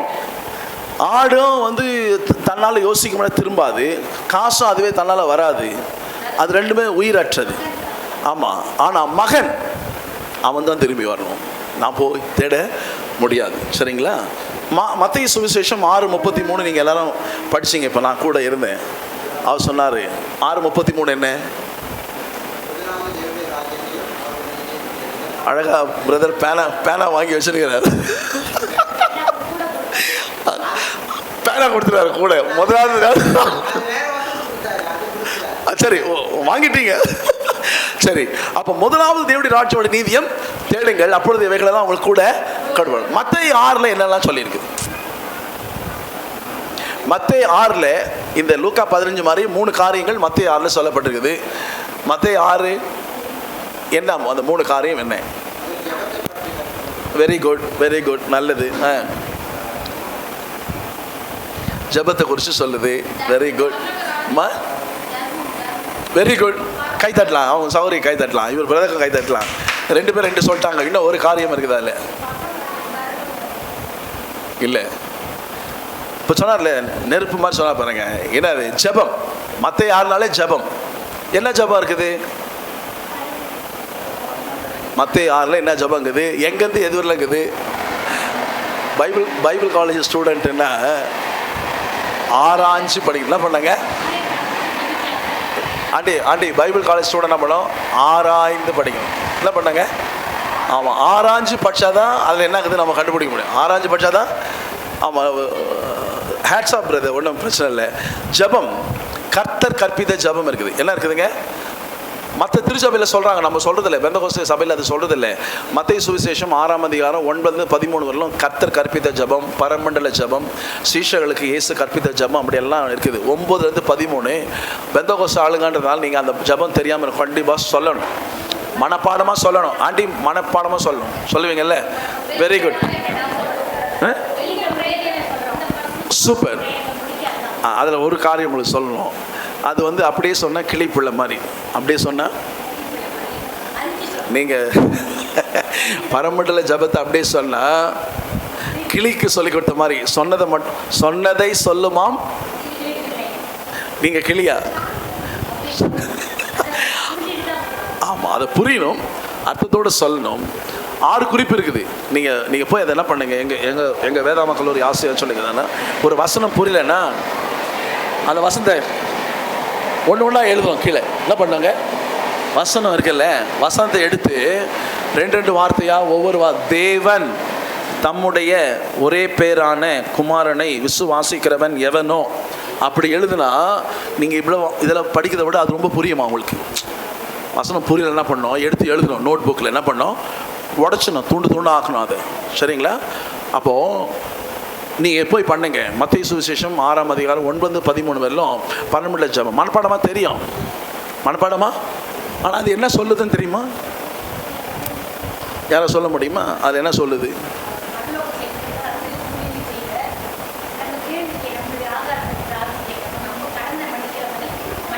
சரி, நீங்கள் ஆராய்ச்சி பண்ணுங்க. 9-13 எல்லாம் பண்ணுங்க. ஓகே. முதலாவது மத்தேயு சுவிசேஷம் 6ஆம் அதிகாரத்தில் முதலாவது தர்மம் செய்த பற்றி சொல்லு, தர்மம் செய்த பற்றி சொல்லு. அடுத்து உபவாசத்தை பற்றி சொல்லு. அது அடுத்தது ஜபம், அடுத்தது உபவாசம். 3 தர்மம், ஜபம், உபவாசம், 3 காரியங்கள். இப்போ நீங்கள் படிக்கும் பொழுது ஒரு அதிகாரம் படிக்கும்போது எப்படி ஞாபகம் வச்சுக்க? இப்போ நான் சொல்லி கொடுத்துருக்கிறேன். லூக்கா சுவிசேஷம் 15 3 காரியங்கள் தான் சொல்லப்படுது. 3 காரியங்கள். அது என்னன்னா, காணாமல் போன ஆடு, காணாமல் போன காசு, காணாமல் போன மகன், அவ்வளோதான். அது மொத்தமே அவ்வளோதான். இப்போ மத்தேயு 6ல் பார்த்தீங்கன்னா இதுதான் தர்மம், ஜபம், உபவாசம், இது 3 தான் அங்கே இருக்குது. அப்போ நீங்கள் கருத்தாக வாசிக்கும் பொழுது இதை ஈஸியாக ஞாபகம் வச்சுக்கலாம். உங்களுக்கு ஈஸியாக ஞாபகம் வச்சுக்க, இதை ஈஸியாக ஞாபகம். உங்கள் நம்பர் மட்டும் எனக்கு கொடுங்க. சில காரியங்கள் உங்களுக்கு வாட்ஸ்அப்பில் நீங்கள் இன்னும் கொஞ்சம் கற்றுக்கொள்ளு. நான் ஏதாவது இவர் உங்களுக்கு அனுப்புகிறேன், நீங்கள் ஷேர் பண்ணிக்கோங்க. சில காரியங்களை நம்ம இன்னும் கற்றுக்கலாம். நம்ம ஏன்னா மாதத்துக்கு ஒரு நாள் வர்றதுனால நிறைய காரியங்கள் சொல்ல வேண்டியதாக, அதை நான் ஷேர் பண்ணுறேன் உங்களுக்கு. நீங்கள் மற்றவங்களுக்கு ஷேர் பண்ணி, இல்லை குரூப் கூட நீங்கள் ஆரம்பிச்சுக்கோங்க. பைபிள் காலேஜுக்கு ஒரு குரூப் வாட்ஸ்அப்பில் இதுதான் நல்லது. நான் உங்களுக்கு அனுப்புகிறேன், நீங்கள் மற்றவங்க கூட நீங்கள் ஷேர் பண்ணிக்கோங்க. சரியா?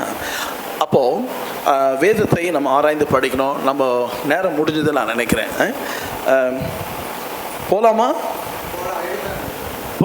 சரி, ஓகே. அப்போது புதிய உடன்படிக்கை ஆண்டவராகிய இயேசு கிறிஸ்து மூலமாக கல்வாரி சிலுவையில் பிதாவாகிய தேவன் பண்ணியிருக்கிறார், பிதாவாகிய தேவன் செய்திருக்கிறாரு. இந்த வேதம் சொல்லுது, இயேசு கிறிஸ்து ஏன் சிலுவையில் மரிக்க வேண்டும்? இயேசு கிறிஸ்து ஏன் மரிக்கணும்? சிலுவையில் அவர் ஏன் மரிக்கணும்? தேவனுடைய குமாரன், பிதாவோடு கூட இருந்தவர், திரியேக தெய்வத்தினுடைய 2ஆம் ஆசீர்வதிக்கப்பட்ட திருத்துவத்தினுடைய 2ஆம் நபர் தேவகுமாரன் ஏன் மனுஷகுமாரன் பூமிக்கு ஏன் கல்வாரி சிலுவையில் அவர் மரிக்க வேண்டும்? அவர் மரித்ததன் மூலமாக எப்படி நம்மோடு கூட உடன்படிக்கை செய்து கொண்டார்? அந்த உடன்படிக்கையில் நாம் எப்படி பங்காளிகளாம் அப்படின்னா என்ன அர்த்தம்னா, அந்த உடன்படிக்கையின் ஆசீர்வாதங்களுக்கு நாம் சொந்தக்காரர்களாக மாறிட்டோம். ஆமென். எபேசியர்கள் நிருபம் 2ஆம் அதிகாரத்தில் பவுல் சொல்கிறாரு, நீங்கள் முன்னே எப்போ ரட்சிக்கப்படுவதற்கு முன்னே இந்த உலகத்தில் தேவன் அற்றவளாக இருந்தீங்க, தேவனுக்கு பகைஞ்சராக இருந்தீங்க, மாம்சமும் மனதும் விரும்பினதை செய்தீங்க, உங்கள் இஷ்டம் போல வாழ்ந்தீங்க, இஷ்டம் போல தேவனுடைய ஆசீர்வாதங்களுக்கு அந்நியராக இருந்தீங்க, தேவனுக்கு பகைஞ்சராக இருந்தீங்க. எப்போ? இயேசுவை ஏற்றுக்கொள்வதற்கு முன்பாக. அவர் சொல்றாரு, முன்னொரு காலத்தில் நம்மளாம் அப்படி தான் இருந்தோம். நம்ம இயேசுவை ஏற்றுக்கொள்ளும் முன்னாடி நம்ம அப்படி தான் இருந்தோம். வேதம் சொல்லுது, ஆண்டவராகிய இயேசு கிறிஸ்து கல்வாரி சிலுவையில் சிந்தின ரத்தத்தின் மூலமா முன்னே தூரமாக இருந்த நாம் இப்பொழுது தேவனோடு சேர்க்கிறோம். ஆமென். ஒரு பிளவு இருந்தது. ஏசாயா தீர்க்கதரிசி புத்தகம் 59ஆம் அதிகாரம் 2ஆம் வசனம், உங்களுக்கு உங்கள் தேவனுக்கு நடுவாக உங்களுடைய பாவங்களை தடுப்பு சுவராக நிற்குது. கடவுளுக்கும் மனுஷனுக்கும் மனுஷனுடைய பாவங்கள் பரிசுத்தமான தெய்வத்தோடு கிட்டி வரக்கூடாதபடிக்கு அவளை பிரித்து வச்சது. இயேசு பாவங்களுக்காக மரித்து தன்னுடைய ரத்தத்தை சிந்தனால, இயேசு கிறிஸ்துவின் ரத்தம் மனுஷனுடைய எல்லா பாவங்களையும் கழுவி சுத்தமானால கடவுளையும் நம்மை இணைச்சிட்டார். ஆமென். நாமும் தேவனும் ஒன்றா. இனி நமக்கு யாரும் இடைத்தரகர்கள் தேவையே கிடையாது. நம்ம நேரடியாக அவர்கிட்ட போகலாம். அதுதான் இயேசு சொல்லி கொடுக்குறாரு. ஜெபம் பண்ண கற்றுக் கொடுங்கன்னு கேட்டால், பரமண்டலங்களில் இருக்கிற எங்கள், அது வரைக்கும் கடவுளை அப்பான்னு யாரும் அழைச்சது கிடையாது. நான் சொன்னேன்ல, என்னுடைய நண்பன் ஒருத்தன் வளைகுடா நாட்டில் இருந்தான், வேலை ஒன்றா செய்தான்னு சொன்னேன் இல்லைங்களா. கடவுள் பேரை எழுதிட்டு ஒரு சின்ன துண்டு பேப்பர், அது நான் ஆஃபீஸில் இருக்கிறேன்ல, கசக்கி கீழே போகலான்னு பார்த்தா அப்படியே கையை பிடிச்சி அந்த பேப்பரை கொடு. யோ ஒன்றும் இல்லையா, ஏதோ கிறுக்கி இருக்கிறோம், கடவுள் பேரை எழுதிட்டோமா, அல்லான்னு எழுதிட்டோமா, அதான் அதை கொடுக்குறான். அந்த பேப்பரை டஸ்ட்பினில் போடாத, சாதாரண பேப்பர், சாதாரண பேனால் எழுதிக்கிற, அதை கொடு. சரி இவன் என்ன பண்ணுறான்னு பார்க்கணும்னு கொடுத்தேன். அழகாக அதை மாற்றி பாக்கையில் வச்சுக்கலாம். படை ஏற்பாட்டு அப்படியே பின்பற்றாங்க. கடவுளுடைய பேரை சொல்லக்கூட பயந்தான். கடவுளுடைய பேரை சொல்லக்கூட உயிர் எடுத்து வச்சு சொல்லலை.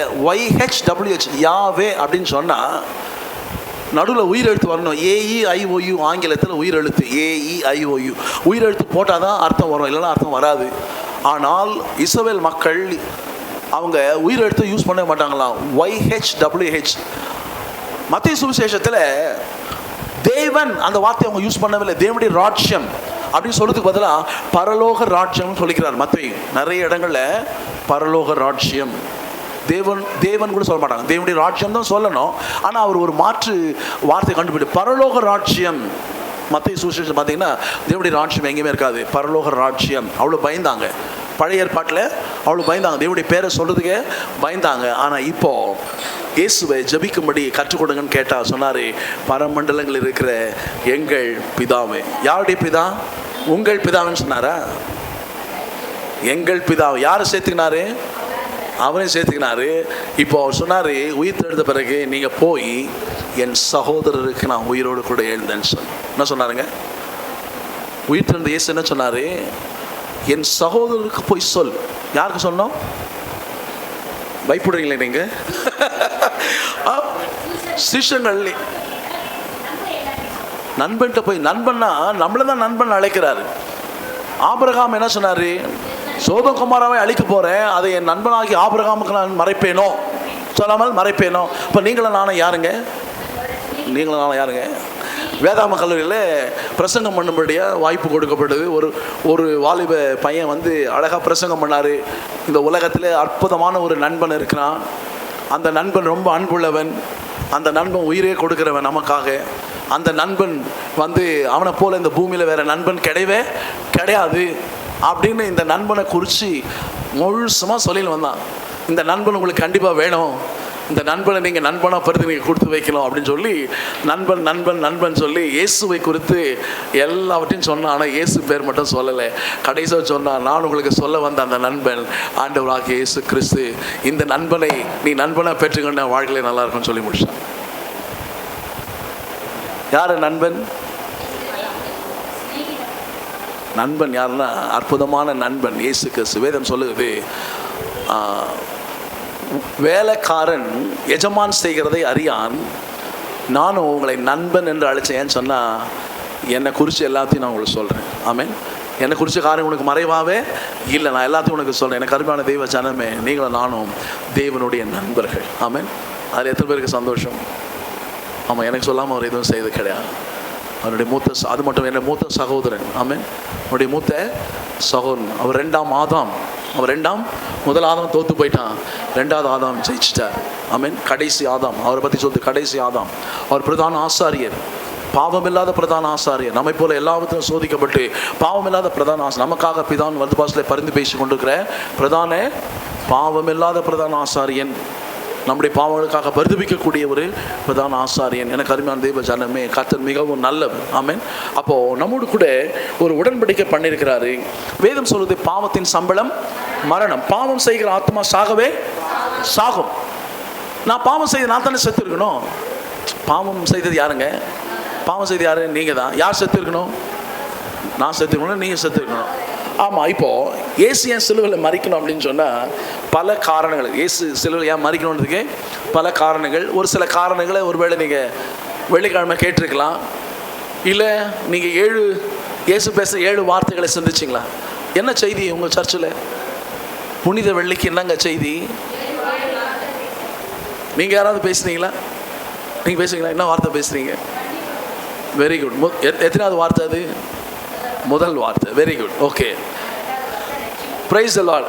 ரெண்டாவது வார்த்தை ரட்சி. Very good, very good. Aunty சொல்லவில்லை நீங்கள் முதல்ல. வேற? Praise the Lord. Very good. நீங்கள் 3 பேர் தான் பேசுனீங்களோ? வேற யாரும் இல்லையா? சரி சரி, கை தட்டலாம். Hats off, hats off. ரொம்ப சந்தோஷம், ரொம்ப சந்தோஷம். ஓகே, இப்போது ஏன் இயேசு சிலுவையில் மரிக்க வேண்டும் என்பதுக்கு பல காரணங்கள் இருக்குது. நான் ஒரு முறை 7 வார்த்தைகளும் ஒரு பிரசங்கத்தில் பண்ணேன். 7 வார்த்தைகளும் ஒரு பிரசங்கம். நான் இதுக்கு முன்னாடி இருந்த அந்த எப்படி 7 வார்த்தையும்? ஆமாம். என்னன்னா, நான் இருந்த திருச்சபையில் ஒவ்வொருத்தருக்கும் ஒரு வார்த்தை கொடுப்பாங்க. முதலாவது ரட்சிப்பு கிடையாது. அந்த சபையில் யாரும் ரட்சிக்கப்படவே இல்லை. இயேசு கிறிஸ்து ரத்தத்துடைய வல்லமையே உணர்வில் ரட்சிக்கப்படாத மக்களுடைய திருச்சபை அது.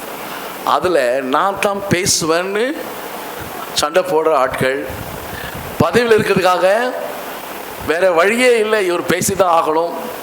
பாஸ்டேட் கமிட்டி மெம்பருக்கு, செக்ரட்டரிக்கு கண்டிப்பாக கொடுக்கணும், ட்ரெஷரருக்கு கண்டிப்பாக கொடுக்கணும், யூத் லீடருக்கு கண்டிப்பாக கொடுக்கணும், மென்ஸ் ஃபெலோஷிப் தலைவருக்கே கொடுக்கணும்.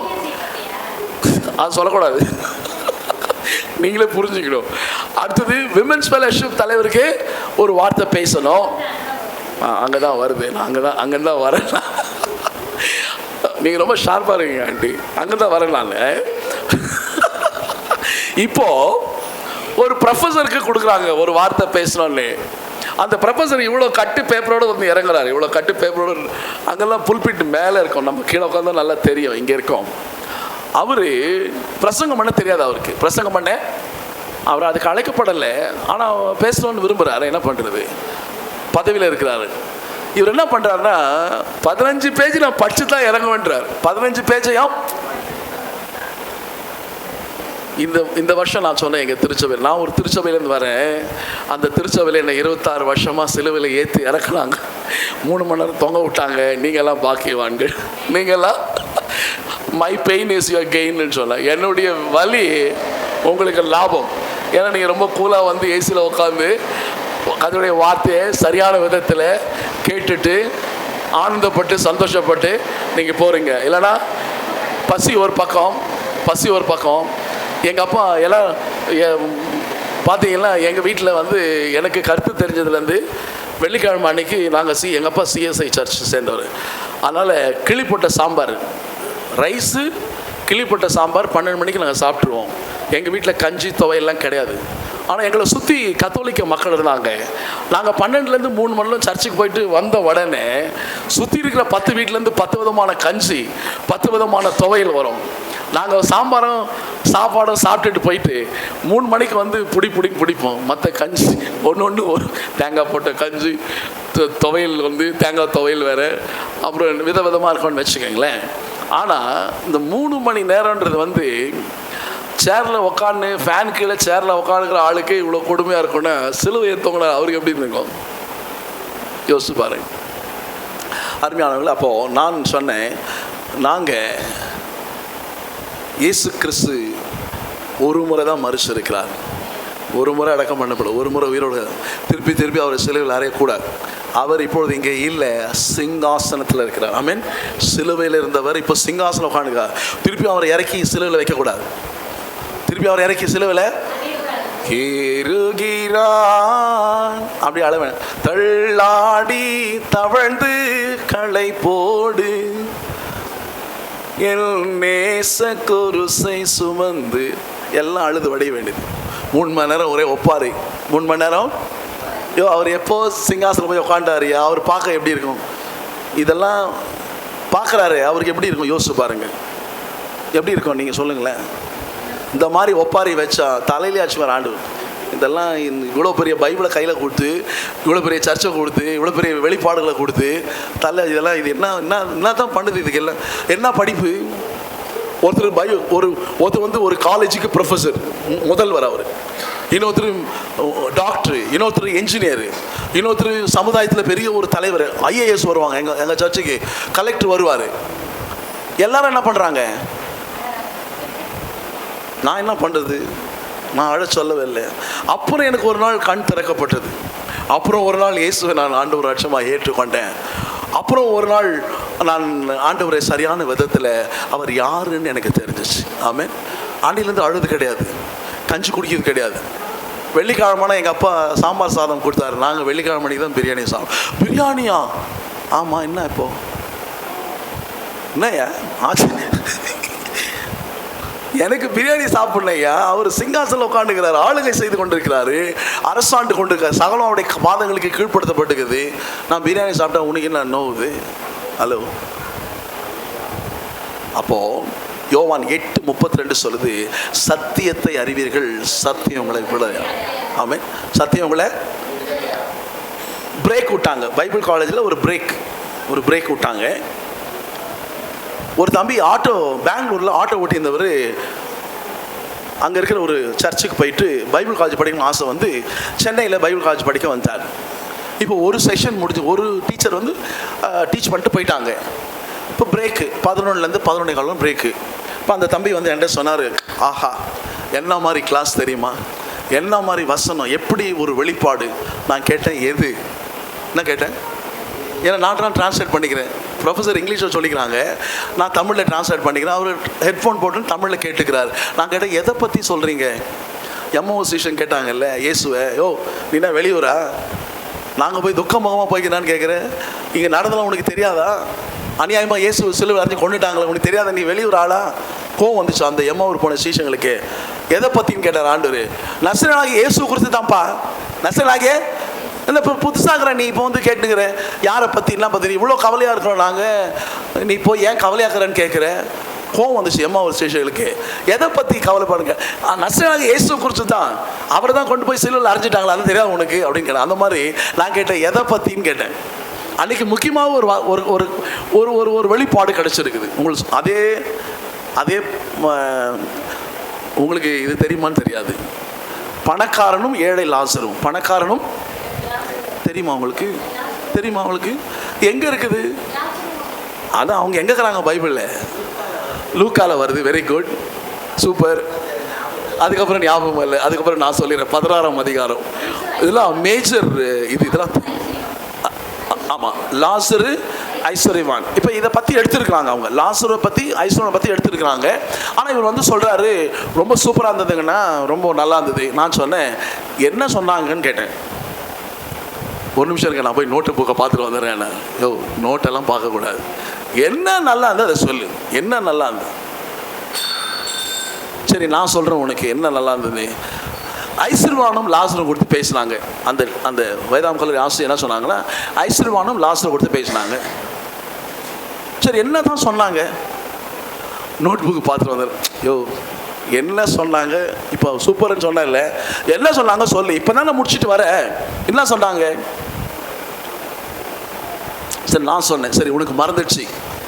சீட்லேருந்து எழுந்துச்சு பின்னாடி வரதுக்குள்ள டீக்கு வரதுக்குள்ள மறந்துச்சு. நான் சொல்கிறேன், ஐஸ்வர்யவானும் லாசரை பற்றி பேசுனாங்க. ஐஸ்வர்யவானும் லாசரை பற்றி உங்களுக்கு ஏதாவது வெளிப்பாடு தெரியுமா? அதை பற்றி ஏதாவது உங்களுக்கு தெரியுமா? ஐஸ்வர்யவான் லாசரை பற்றி உங்களால் ஏதாவது சொல்ல முடியுமா? உங்களை தான் கேட்டேன். ஐஸ்வர்யவான் லாசரு யார்? அவங்க 2 பேர். என்ன பிரச்சனை?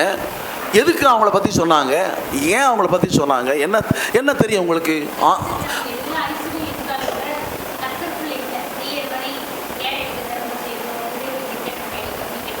யார்? ஐஸ்வர்யவான். சரி.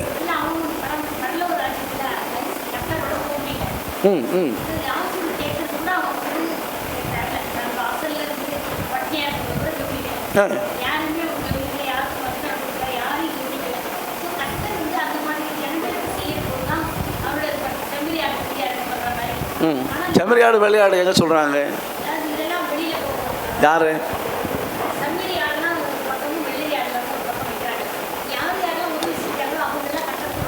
யாரெல்லாம்? இல்லை காண்டி, அதை விட்டுடுவோம். இல்லை அதை விட்டுடுவோம். இந்த 2 பேரை பற்றி என்ன சொல்கிறார்? இயேசு தான் சொல்கிறார் அவங்கள பற்றி. லாசரும் ஐஸ்வர்யனை பற்றி சொல்கிறாரு. எதுக்காக அவங்க 2 பேரை பற்றி சொன்னார்? Super, very good. Okay okay okay. எங்கே மேலே வந்தார்? முதல் மாடிக்கு வந்துட்டார் அவங்க வீட்டில். டெரஸ்க்கு வந்துட்டாரு. தேவனுடைய ராட்சத எப்படி அவங்க உயிரோட போயிட்டாங்களா?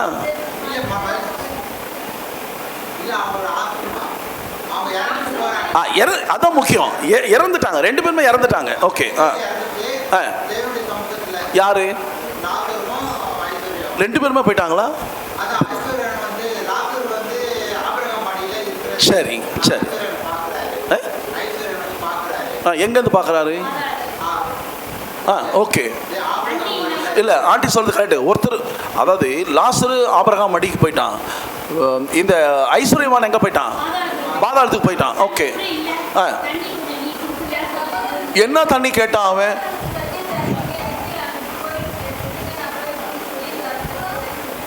இல்லைங்க, ரெண்டு பேரும் செத்து போய்க்கிறாங்க. அதாவது இயேசு தான் இதை சொல்கிறாரு. ரெண்டு பேரும் செத்து போயிட்டாங்க. செத்து போய் மேலே போகிறாங்க. மேலே போகும்பொழுது ஒருத்தர் அடையாளம் கண்டுபிடிச்சிக்கிறாங்க. ஒருத்தர் அடையாளம் கண்டுபிடிச்சிக்கிறாங்க. கரெக்டாக பேர் சொல்கிறான். லாசரு அந்த ஐஸ்வரனை பார்த்து கண்டுபிடிக்கிறான். இங்கே லாசரு இங்கே பஞ்சத்தோடும் பசியோடும் வேதனையோடும் வியாதியோடும் இங்கே இருந்தால் ரெண்டு பேரும் பரலோகம் போயிட்டாங்க. ரெண்டு பேரும். ஆனால் ஒருத்தன் ஆபிரகாம் மடிக்கு போயிட்டான், இன்னொருத்தன் நரகத்துக்கு போயிட்டான். என்ன நடந்தது? ஏன்? என்ன ஆச்சு? சரி, பரலோகத்துக்கு போனால் என்ன குவாலிஃபிகேஷனு? பரலோகத்துக்கு போனால் ஒரு மனுஷன் என்ன பண்ணணும் இந்த பூமியில்? நீங்கள் இப்போ நான் கண்ணை மூடி, இப்போ நாங்கள் பிரசங்கம் பண்ண கண்ணை மூடிட்டேன். கண்ணை மூடி இங்கே கண்ணை இந்த மாதிரி இல்லை, கண்ணை மூடிட்டேன்னு வச்சுக்கோங்க. மூச்சு நிறுத்திட்டேன். நான் எங்கே இருப்பேன்? கண்ணை மூடா நேராக ஜட்ஜ்மெண்ட் சீட்டு தானா? கொஞ்சம் கருணை காமிங்க ஆண்டி. நான் இங்கே சரி. பிலிப்பியர் 1:21 பவுல் சொல்கிறாரு, மரணம் சாய்ஸ் மாதிரி இருக்குது. இங்கே கண்ணை மூடலாம், அவரை கண்ணை திறப்பேன். எங்கே? அவரை தரிசிப்பேன்னு சொல்கிறாரு. நான் இங்கே உயிரோட தான் உங்களுக்கு சபைக்கு பிரயோஜனம்னு சொல்கிறாரு.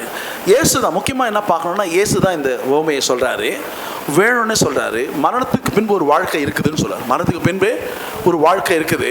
இன்றைக்கி உலகத்தில் வாழ்கிற மக்கள் பிசாசு மாதிரி வாழ்கிறான். ஏன்னா மரணத்துக்கு பின்னாடி ஒரு வாழ்க்கை இருக்குது, அவனுக்கு தெரியாதனால அவன் வாழ்ந்துருக்கிறான். ஆகையால் தான் நீங்களும் நானும் சுவிசேஷத்தை அவனுக்கு சொல்லுவது ரொம்ப அவசியமாக இருக்குது. அவன் யோசிக்கா இந்த உலகத்தோட வாழ்க்கை முடிஞ்சு இல்லை, மரணத்துக்கு பின் ஒரு வாழ்க்கை இருக்குது, அதுதான் நிஜமான வாழ்க்கை. இந்த வாழ்க்கை ரிஹர்சல், இந்த வாழ்க்கை ஒத்திகை. இந்த வாழ்க்கை என்னங்க? இனி வாழ போகிற வாழ்க்கைக்கான ஒத்திகை தான் இது. முன்னெல்லாம் இப்போலாம் எல்லாம் டிஜிட்டல் பண்ணிட்டாங்க, எல்லாம் சினிமாவில் இருக்காங்க. முன்னெல்லாம் பார்த்தீங்கன்னா நாடகம். முன்னெல்லாம் இப்போ விபிஎஸ் வருது, பிள்ளைங்கள் என்ன பண்ணுவோம், 10 நாள் ரெடி பண்ணுவோம். 10வது நாள் என்ன பண்ணுவோம், கொண்டாந்து ஸ்டேஜில் விட்டு அவங்க என்ன கற்றுக்குத்துமோ அதெல்லாம் பிள்ளைங்க பெற்றோருக்கு முன்னாடி பண்ணணும். அதுதான் ரியல் டே. அதுக்கு முன்னாடி இவங்களுக்கு அந்த ட்ரெஸ் எல்லாம் பண்ணாமல் கிளாஸில் அவங்க போட்டுன்னு வர ட்ரெஸ்ஸோட அவங்களுக்கு இப்போ சவுலா நடிக்க சொல்கிறது, தாவிதா நடிக்க சொல்கிறது, தெபோரோலா நடிக்க சொல்கிறது, இல்லை அந்த தண்ணீர் கூட சுமந்து வர பெண்ணாக நடிக்க இப்போ இதெல்லாம் நடிக்க சொல்லிக் கொடுக்குறோம். அவங்க வர ட்ரெஸ்ஸில் சொல்லிக் கொடுக்குறோம். ஆனால் கடைசி நாள் தான் என்னது? ரியல் ட்ராமாவே அன்றைக்கி தான். கடைசி நாள் தான் ட்ராமா. அதுக்கு ஒத்திகை பார்க்குறாங்க. ஒவ்வொரு நாளும் என்ன பண்ணுறாங்க, அந்த வசனம் சொல்லிக் கொடுக்குறாங்க. கரெக்டாக ஏற்ற இறக்கத்தோடு இந்த பிள்ளைங்க பேசுகிறாங்களா, கரெக்டாக அவங்கவுங்க டேர்ன் வராங்களா, அவங்க பார்க்குற இது எல்லாமே என்ன பண்ணுறாங்க, இந்த 9 நாள் அவங்களை ப்ராக்டிஸ் பண்ணுறாங்க. 10வது நாள் பிள்ளைங்க பக்காவாக சொல்லி வச்ச மாதிரி செய்யுது. நமக்கு இந்த உலகத்தில் வாழ்கிற வாழ்க்கை, இனி நாம் பரவத்தில் தேவனோடு கூட யுக யுகமாக காலங்காலமாக ஆண்டாண்டாய் வாழ போகிற வாழ்க்கைக்கு ஒத்திகையாக இருக்குது, ப்ராக்டிஸாக இருக்குது. இங்கே வாழ்கிற வாழ்க்கை நம்ம அங்கே போய் தொடர்ந்து வாழ போகிறோம். இப்போ இதை குறித்து ஆண்டவர் பேசுகிறோம். முக்கியமான சப்ஜெக்ட் இது. லூக்கா 16 நீங்கள் முழுசாக போய் வாசிக்கணும்.